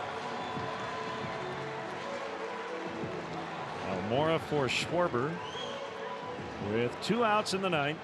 This game turned in the bottom of the 5th. Cubs had first, second, nobody out after the Mercer error on what should have been a double play ball, but Nova got Tommy La Stella to bounce into a 4-6-3, really cleaned that up in a hurry. And then the Pirates did all their damage in the next half inning. Not all of it, but the lion's share of it.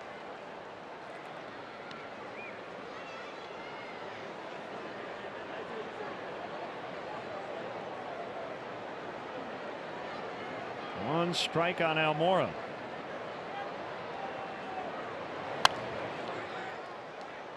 Make it 0-2.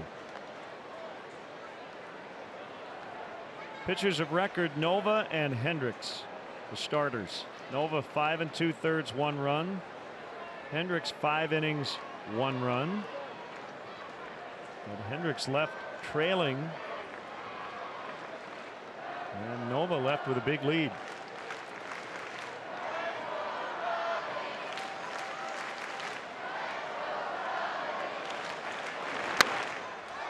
Punch foul to stay alive.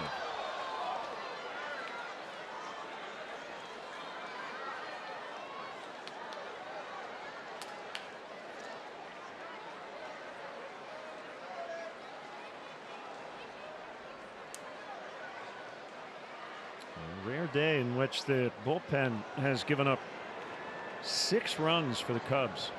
Dunsing charged with 4, Farrell 1, Mazzoni 1. They had done some great work on this homestand previously.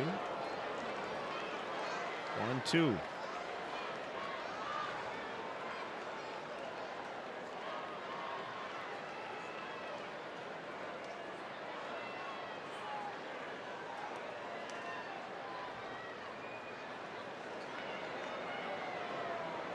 Vasquez has the sign. And a 1-2 is outside.